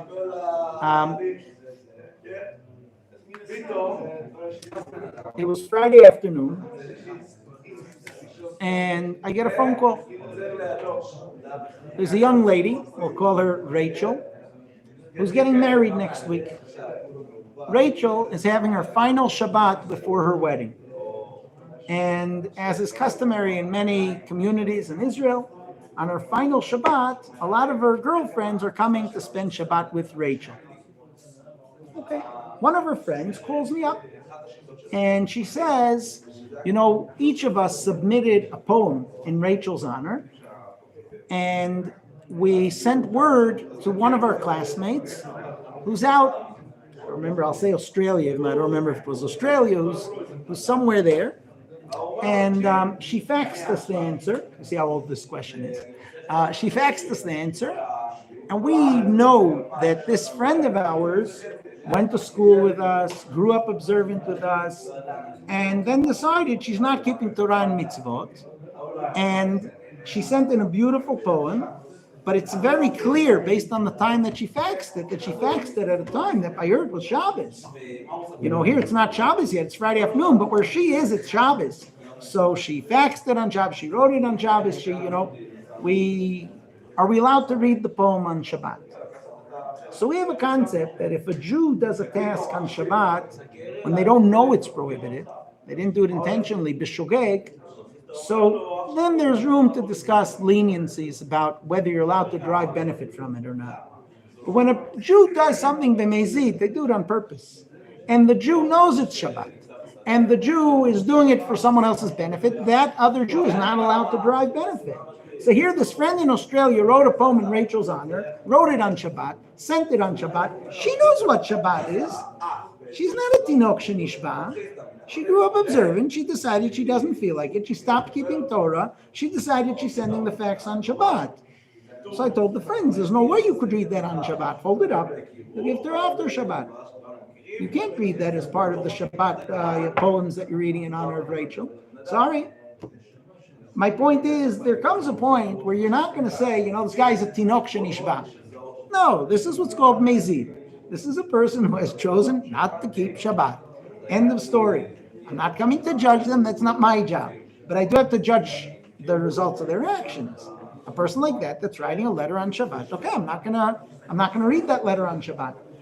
I'm gonna have to wait because that's called mezid. So again, how much am I supposed to judge someone else? It's not my job in life. When they're sending us the letter, or when I'm getting asked the question by the person they sent the letter to, so then I have to call the shot. Okay, so then that's called mezid. You can't tell me that's not. So I think that gives us an insight a little bit, that story. I'm trying to open up the idea that you can't say everyone's a tinok shenishba. Some people understand what's wrong and they're out of laziness or for other lousy reasons are choosing to do what's wrong, and that's it. And you can't make up excuses for them. It's wrong and it's wrong. Yeah. So on his question about hating people, I love him very dearly, but him and I differ very, very much on this topic. He's like, oh, he's a Jew, he deserves love, it doesn't matter if he's secular. And I'm like, nah, he's skila. I'm not going to help him. And there's a difference between like there's a mitzvah to hate Rashayim. It's a mitzvah. It talks about this in the Gemara, and like there's certain people like they'll speak against the Torah and they'll do certain things, and like there was a chief rabbi. It was controversial. It happened over the summer. He told Jews in diaspora it would be better for them to stay in diaspora in their observant community than to come and live in Tel Aviv amongst secular Jews. And I agree with him. I don't want to live with them either. If I wanted to live with them, I would go move there. But I don't want to be around them. I don't want to hang out with them. I don't want to talk to them. And I don't think that we should put on this facade of, we just all need to get along because it's just not true. They're doing the wrong thing. They know darn good and well if they're doing the wrong thing. Most of them do, I think. And they do anyway. I don't think so. You don't think they do? When we learned, when we were in yeshiva on the Lower East Side in MTJ, every week people would come in because we appeared on tourist maps, and they'd come into shul, and they'd say it was the first time in their life walking into a shul. Israelis, they have to come to Manhattan to walk into a shul. And they put on tefillin, and it was the first time in their life. When I go to the Kotel on Sukkot, I try to take with me a lulav and esrog, and I offer the soldiers on my everywhere I go. You don't have to be Chabad to be nice to people. Believe it or not, really. So wherever I go, I offer people my lulav and esrog, right? You know how many people told me it was the first time in their life that they shook a lulav and esrog? And I'm going to tell you worse than that. You know how many times soldiers who were at the Kotel, who were on guard duty there, told me it was the first time they're shaking lulav and esrog? You know what that means? How many Jews walked by them and didn't offer them their lulav and esrog? So you say the guy sees everyone with the lulav and esrog. He didn't do it once, and the answer is no. You know how many times on the 5th day and the 6th day of Sukkot I made a shechiyanu with the soldier because it was the first time he shook a lulav and esrog? I'm saying that's reality. There's a secular guy that I know, though, and he came, I'm not going to say his name, he came to the yeshiva, and he and I are really good friends, and I was trying to get him to do a Shabbat activity with us after he left the yeshiva, and he got really mad, and he goes, Hakihud, there's Jews that do the Torah, and there's Jews that don't, and some of us, we don't want to do it. Secular Jews, we don't want to keep Shabbat, we don't want to study, we don't care. That's for you all. And you all have to accept it, that we don't want it. And so, what do you do with people like that? I haven't hung out with him since. I was just like, okay, dude. And I went on about my business, and I haven't aggravated him or called him or nothing else. So, it's nice to have a class with the two of you, range of, okay. Do you guys get to hear all this on Zoom? I think we have to reach a compromise. What we have to do is we have to bench because in 8 minutes, in 8 minutes, they're going to have the Myra, the second minute. If anyone missed it, we'll shift into that back room. So maybe we'll quickly bench, and then we'll continue. Dessert? I don't know. You tell me there's dessert. I'm all for it. You tell me. There is. Oh, good. You're all invited. This is my. Rabbi? Wow, they get dessert. Chon Meir's gotten sophisticated. Place a cookie on one of your computers. So let's, maybe we'll do dessert after we bench. Well, it's it's Mazzone. I'm saying let's clean up here, let's bench, because Should I go ahead and shut this off? no, we'll continue in 6 minutes. Okay. Oh, okay. In 6 minutes, we'll bench, we'll move on. Let's bench, clean up, Do and you we got have another half hour. I mean, like we all have them on our phones, but like. So maybe use your phones. Okay. Unless you have like a stack of zirconium We're very in the close back at room, hand. a stack of Sidurim. Where are the kiddos? Wanna bring Sidurim. Oh, there's sleep here. Hirsch. Just leave it in the bag. We're not gonna be here. We're not eating right now. We're doing beer cuts and salt, and we're gonna say Mazzone, and we're gonna have the dessert. After benching, we'll shift right back. Okay. Hold on to that. Just sit it on the table. Hold on to it. Don't put it. Don't put it back. Rob, did you say Hamotzi? No. Rabbi, before I forget, I have to say, I'm fascinated by the rabbi's articulate answers. It's really, mamash, toda.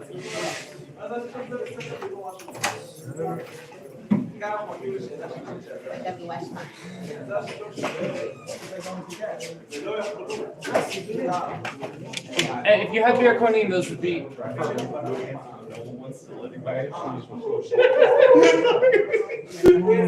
Everyone keeps like walking out. What?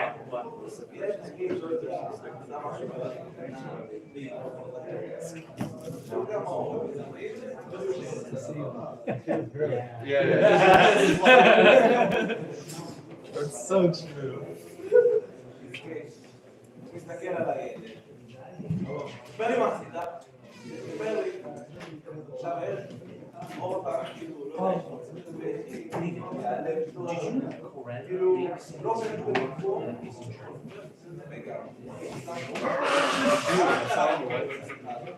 I told Monty about it.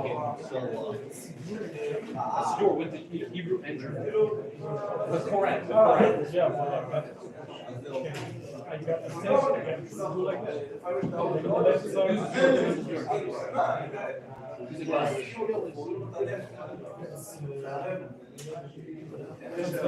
It was a good dynamic. I have a question on this topic too, once we get back to the discussion. What? I have a question on this topic too, once we get back to the discussion after we visit. You guys have a lot of questions. I can take over if I want. I really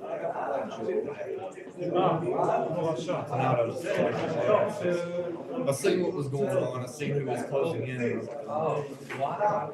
That's not good. We're in trouble. Better save the day. All right. I didn't make a motion. Should we wait until? You have Sidurim here? For those People are gonna go get stuff. In 5 minutes, they're gonna start hiring. לא להשתמש בעוד אביחי, לא צריך לקרוא לאבי, לזהר אותו, לא צריך, שהם הגיעו, כל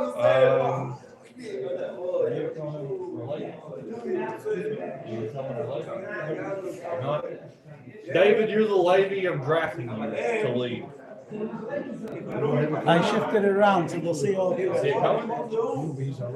But he hasn't eaten. He didn't eat. No, he didn't eat. He didn't eat. No. You ate though, right? You ate. Did you eat potatoes or not? Sit down. You don't have a phone in your cell, is that correct? No.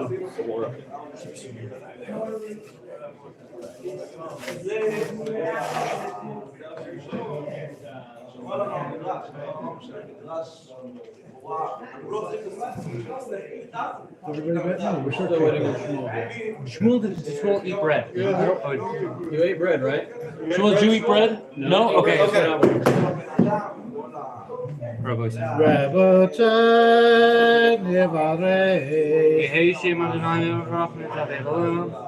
Yehi Shem Adonai Mevarach, Me'atav Yad Olam. B'Yeshut Rabbanon Rabbatai Nevarach, Shalchanu Mishalom.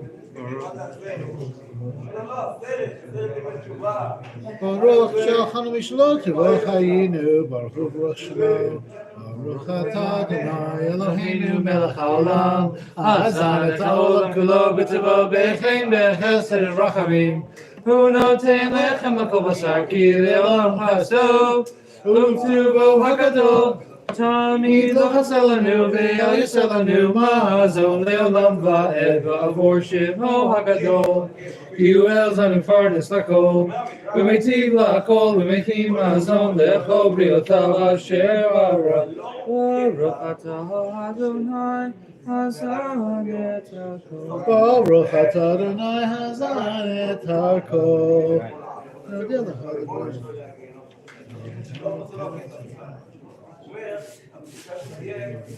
שבעולם הזה, החברות מאוד עמוקות. זאת אומרת, כאילו, בהרבה דברים שמחשבות על אז אומר פה בעולם,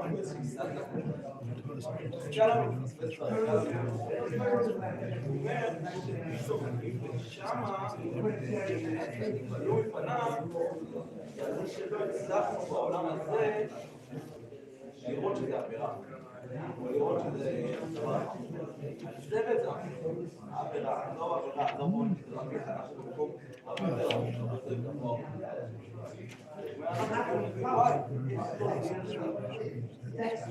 פה עם איזה שהאחים הנבלו מפניו. ברוך אתה אדוני הארץ ויחד ולזון.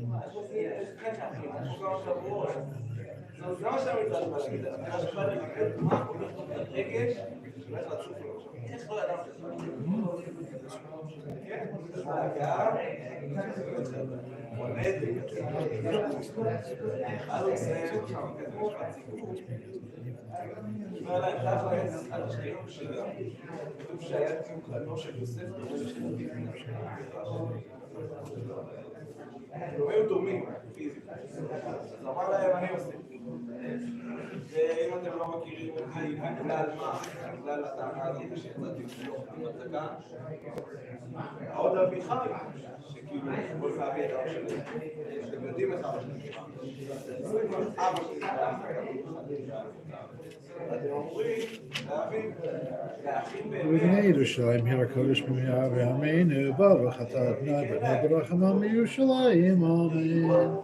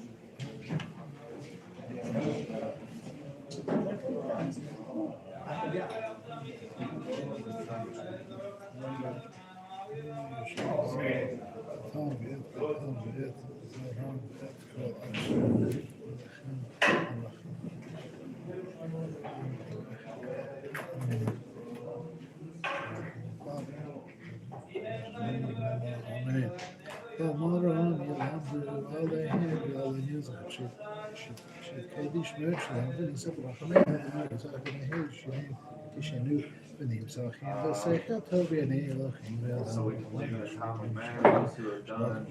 Help me clean up. Oh,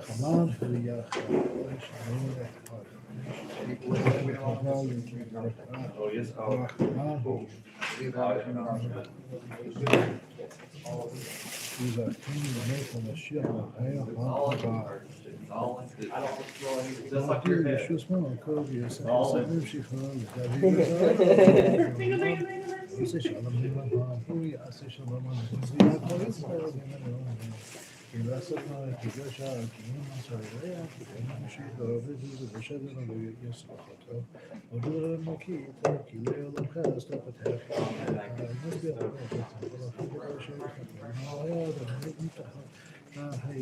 Someone fold it all up into a bundle.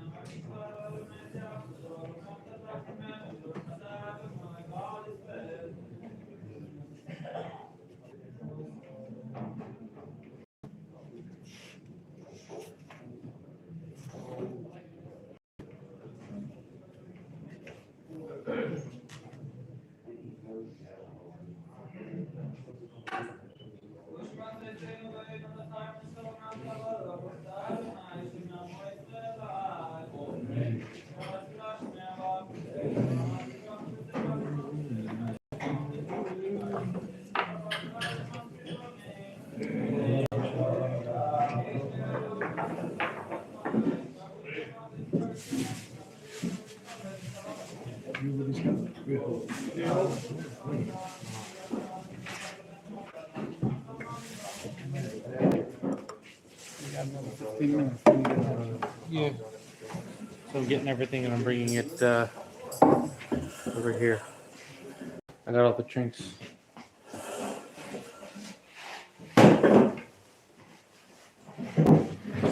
Okay. Like. Stop for the rabbi. This thing's still recording. Okay. We don't have that much time. The rabbi? Are we allowed to eat in here? Rabbi, you over here? Somebody else. Yeah, it's easier for the Alright, rabbi. so we have cinnamon rolls, and this is a gift for my brother Nathan. He wanted us to have eat the rabbi stuff. Looks very tasty. I don't know.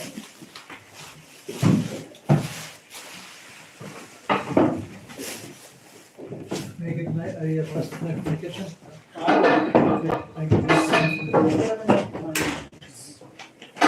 Oh, my jacket. I want to get that. I don't want to forget that. I am cold. Where's Aki? Oh, you leave? That one guy? Awesome. That one guy. The guy asked all the questions. What's the British? Yeah, yeah, the funny guy. Anybody have the group back? No, I think he left. Oh, I was thinking about him. No, sorry. No, guys left. Aki left, no? So who's in, he's the one, no, he's here. Oh, he's here. I thought he Do you was. have some sense of time? I think Aki We're supposed to leave here at 10. True. It's okay. Let's set it. When does the bus come? the one you want to get, you know, the exact time. There's just a bus that you want to catch for us. At 10:07, there's one to leave. Okay, so we should leave at 5 or on the hour at the We latest. can leave at 10. It's Thursday. Yeah, as long as we leave at 10, it's fine. You leave it All there, right. fine. Yeah. That means that we got 20 minutes. Yeah. Preferably. So everybody, hold on.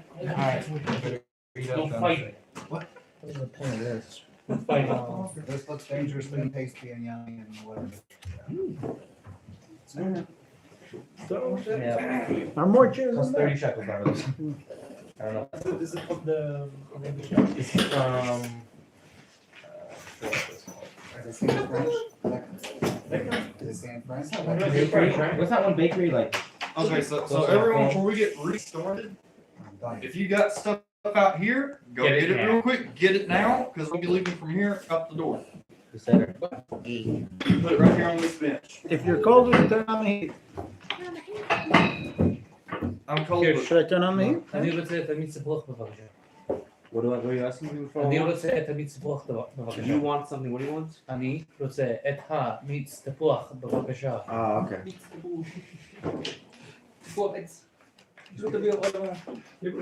He said the pork. Okay, you want to have it? I heard you were in the Homer.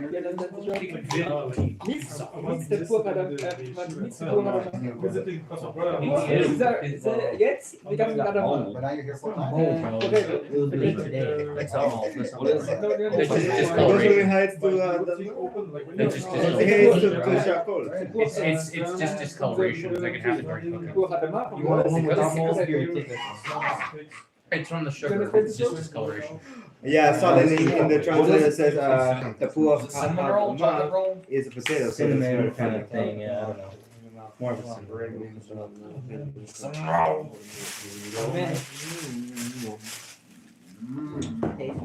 Oh, yeah, please, please. Sure. Are you the I don't want to take no one. See? maybe? There's a seat right next to me. Invite it. Then everyone will see it on camera. You'll be Yeah, I'm famous. trying to guard my weight. The invisible.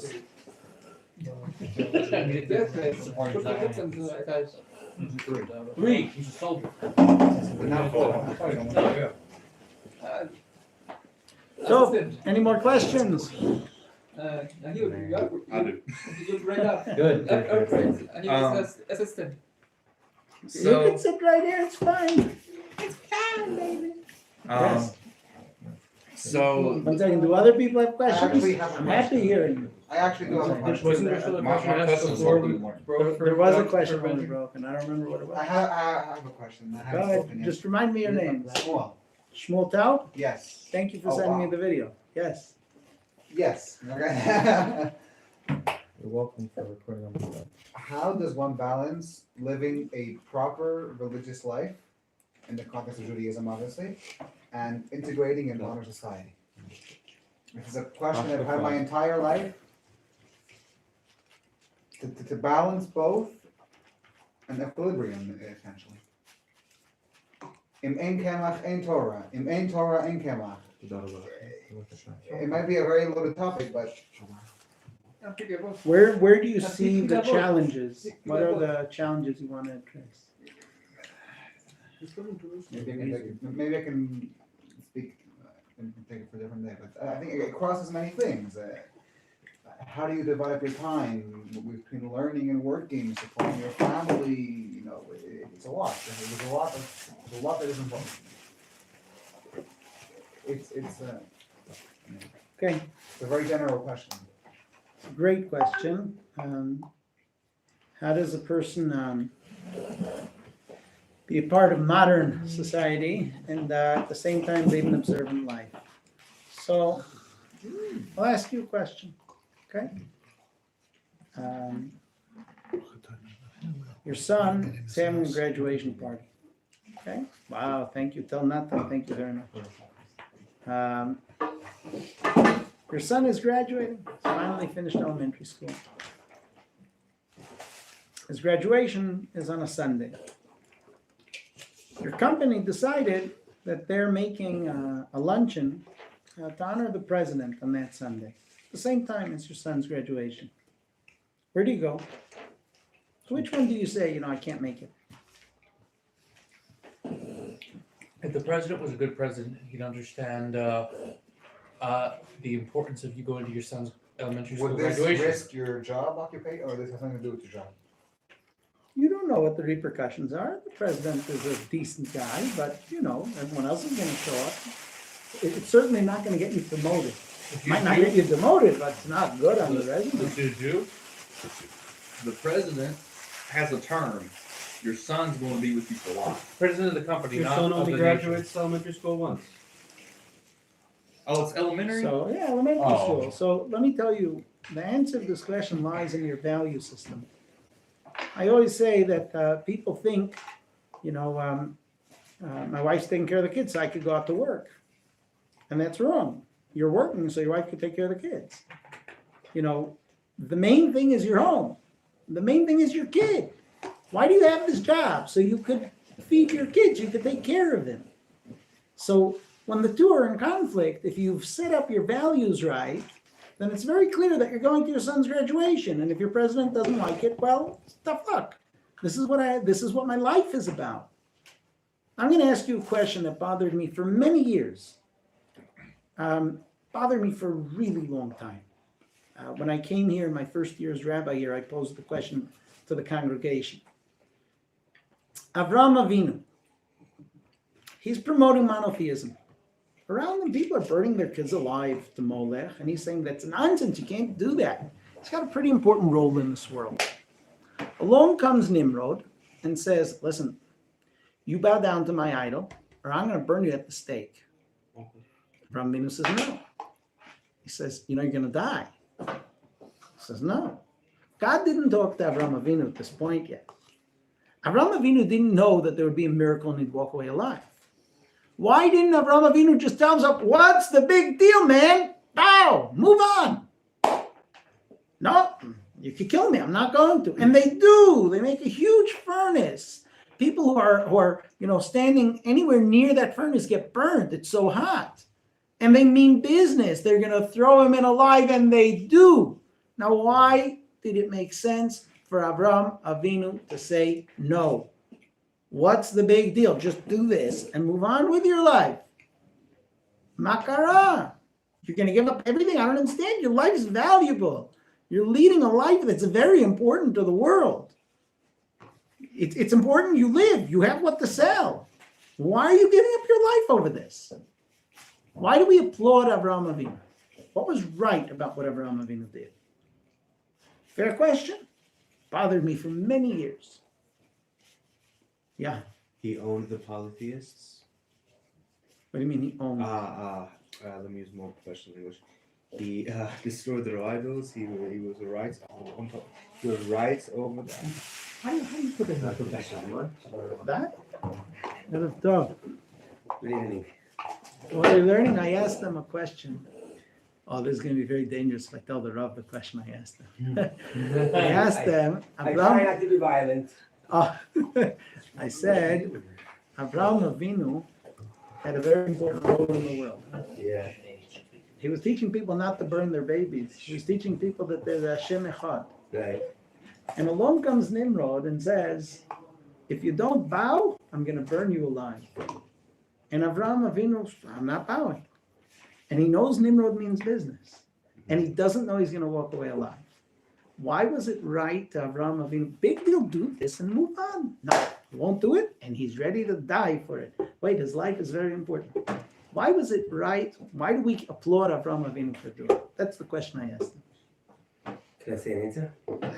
Very sharp and to the point. When you're ready to burn yourself, you mean business. You're real.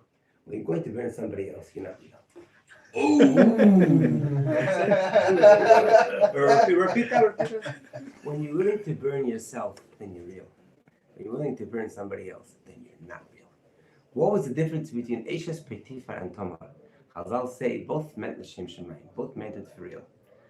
Tamar was with Yehuda, and Eshes Potiphar also tried with L'Shem Shemayim with Yosef. What was the difference between the two? Tamar was real, and that's why she was willing to burn herself and her two babies, and not to embarrass a person, not to embarrass. We're not talking about anything life-threatening. Embarrass. So what happened? Mashiach came out of it. Eshes Potiphar was so Shem Shemayim in a crooked way that when she saw it's not going, she burnt the other guy, put him in jail. That is wrong and bad and terrible. I don't know. I mean, he did relations with his son's fiance. That's a bit more than just embarrassment. That's like That's Yehuda's side. I'm talking about Tamar's side. Okay. Have a good one. Thank you. This is a very unique Rav. I applaud to him for the good thing that he does. And very hard to find bad things if it just doesn't go.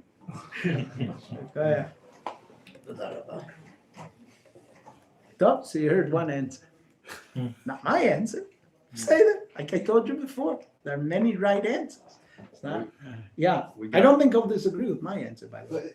What's his name? To say is Rabbi Sharfer, and he gives class here every Thursday night, almost every Thursday night. Now, at 9:45 until 10:30 in English. Just a quick follow-up. Is best of both worlds achievable? So I'm not up to that. I need to introduce it. You asked the question. I intend to address your question.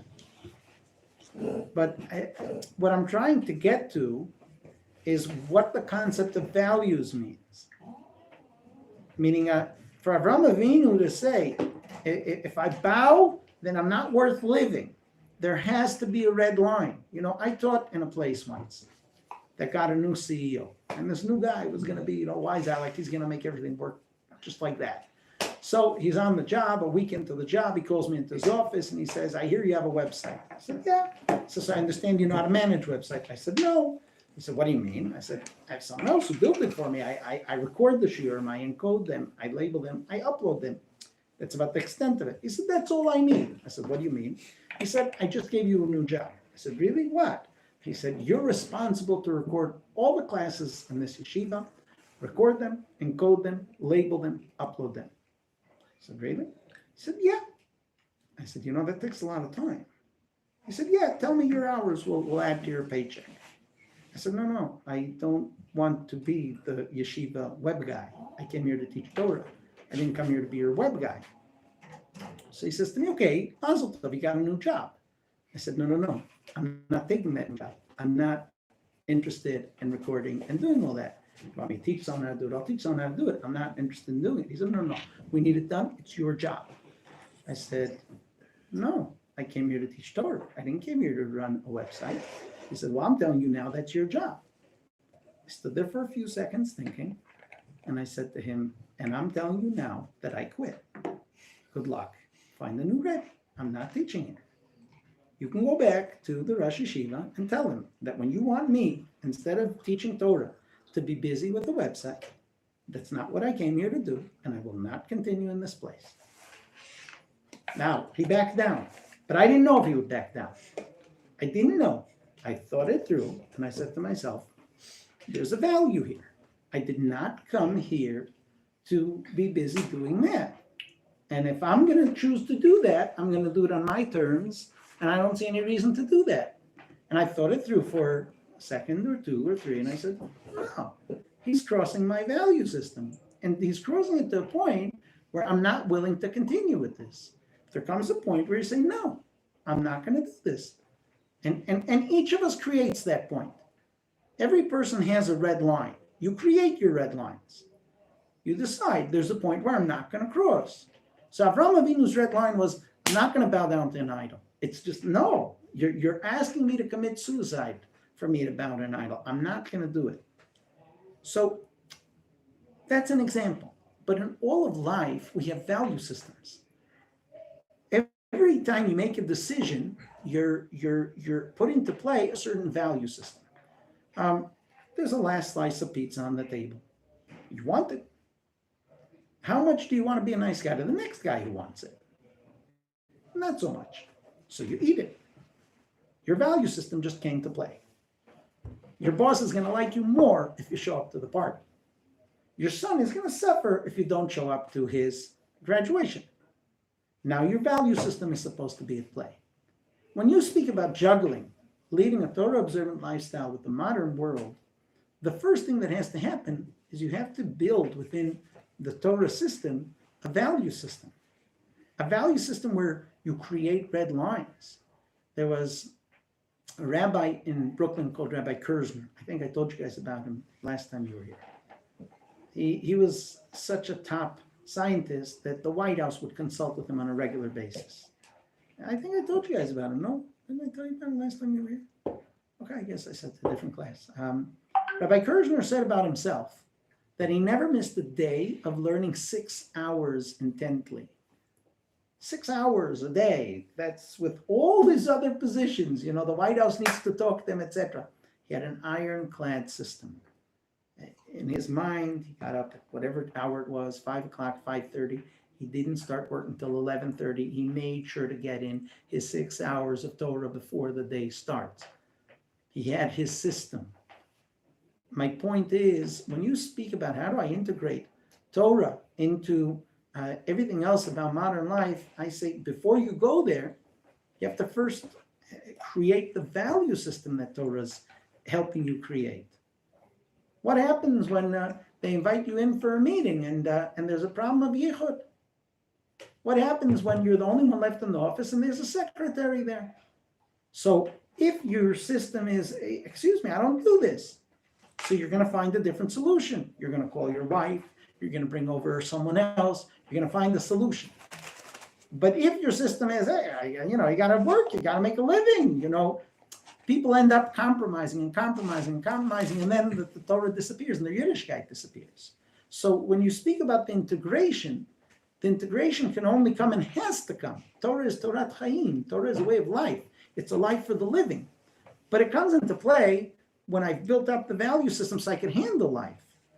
I can't walk into life and say, so I'll cut this corner, I'll cheat this guy, I'll cut that corner, I'll cheat my boss there. I'm a from Jew, but I got to make a living. I'm Shomer Shabbos.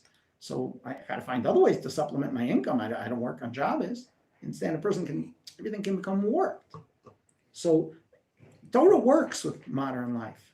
A lot of people are here to show you you can do it. There are plenty of examples, role models who have succeeded. But the way they succeed is that they first build their Torah. And by the way, that's the tremendous asset you have in your years at Machon Meir. You're not yet dealing with that challenge. There isn't a pretty secretary in the office. There's you who has to develop your ideals so that when there will be a pretty secretary, you're going to live up to your responsibilities. You're not going to enter that test. You're going to make sure you're not there alone with her. Or as one person told me when he was looking for a secretary to hire, I want someone in her 50s. He said, she's going to be in the office. We're going to be working together. I work with a lady. I never met her. I could stand next to her on a bus. I won't know it's her. Everything's by phone and computer. We've never met. And I told her my goal is that we never will. Everything we do, and there are weeks that every day we're on the phone together, where we're coordinating things. Never met her. I don't want to meet her. Why should I? Why is it necessary? Can do everything, right? People work from home. Today you can do telecommunication, everything. I'm not saying that's the way you should run your business. I'm just saying conceptually, you're asking how do I coordinate between Torah and modern life? There are plenty of ways to do it. But first you have to solidify your Torah. Because otherwise it becomes impossible. I can't, everything becomes an I can't, and then you slice from the Torah. And then you end up without Torah. Mm-hmm. Guys, we need to do Al Hamechia. And then Timekeeper. We have time for one more question. One question. That's Okay. I'll Hamechia first. Yeah, he's the last bus? No, there are later buses. There's later ones, but Rav Listman said that we. I'll tell you, the story's like this. Let me just explain to you. Yes, Once upon a time, not so long ago, I used to sit at Machon Meir with the guys, and there was no end time. I'd sleep at the Machon. We'd go as late as you want. Yeah. I asked Rav Listman if we want to do that here, and he said, this time we'll end at 10. If the guys want a longer night, let them talk to me, and next time we'll figure out a way to do it. Let them talk to him. We're going to do Al Hamechia now. Make an Al Hamechia. Okay, let's go. I teach here. Okay. I have a class that I've I'm already playing done it. right now. I have a double Okay. please because. Make an Al Hamechia, and then we'll try to get the last question in. We need a Shalom Aleichem in the I'm teaching here most of the day. Just I don't know if it's completely a question, but regarding the thing about being in a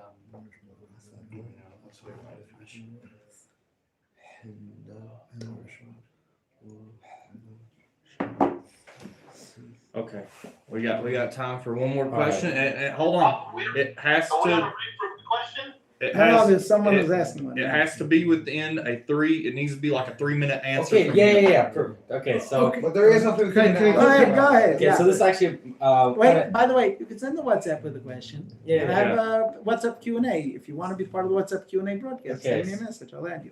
Could you Very send me interesting the link question, for your Zoom classes? Send me a message. I don't Oh, know. the rabbi has a group for Q&A? Huh. I'd like to be included. Send me a message. Okay. Yeah.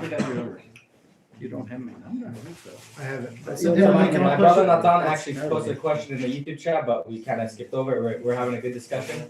But now that I have the opportunity, he was wondering about your opinion on this organization that is called the Woman of the Wall, where they promote and want to encourage women to be at the kotel and read the Torah and sing and do these things that men do at the kotel, but they want to promote it for women. What's your opinion on that or view on that? If it's halakhically allowed? I don't think I can do the question justice in the 2 minutes we have left. I have a comment that I think will take 2 minutes. And I don't think I want to publicize this on WhatsApp. It's interesting. So we'll have to, we'll have to address it. It's a good question, yeah. Rob, regarding the or what you said about you alone with the secretary, you could also say that especially in like America, the business also has the obligation to not put you in that position, not put you alone in a room with a woman. Okay. Okay. What about leaving the door open? Is that also an option? Yeah. So we should Me and a really- woman alone, the door is not, it'll be not closed, just touch it, right? That's. We should address this So I don't next know that- next time we meet. We have to cover a lot of details. It wouldn't if you offend want. anyone. I don't think anyone would feel Right. the door was a little, So it wouldn't let's compromise address anyone. it. I'll give you the short answer, but you deserve a longer answer. So the short answer is it's a realistic question. If you're in a bustling office where people are walking in and out all the time of one another's offices, so then the door doesn't have to be open. People are walking in and out. But if you're in a doctor's office where no one's walking in because they know that someone might be in the middle of a checkup, so then even though the secretary's just out the door and everyone's just out the door, but no one's going to walk in, then you can't say, look, the door's unlocked, people can walk in. If you live in a city where if you walk into someone's house without knocking, he might pull a shotgun on you. So Case by case basis. I'm saying it depends on reality. I'll return off the stream. Oh, my God.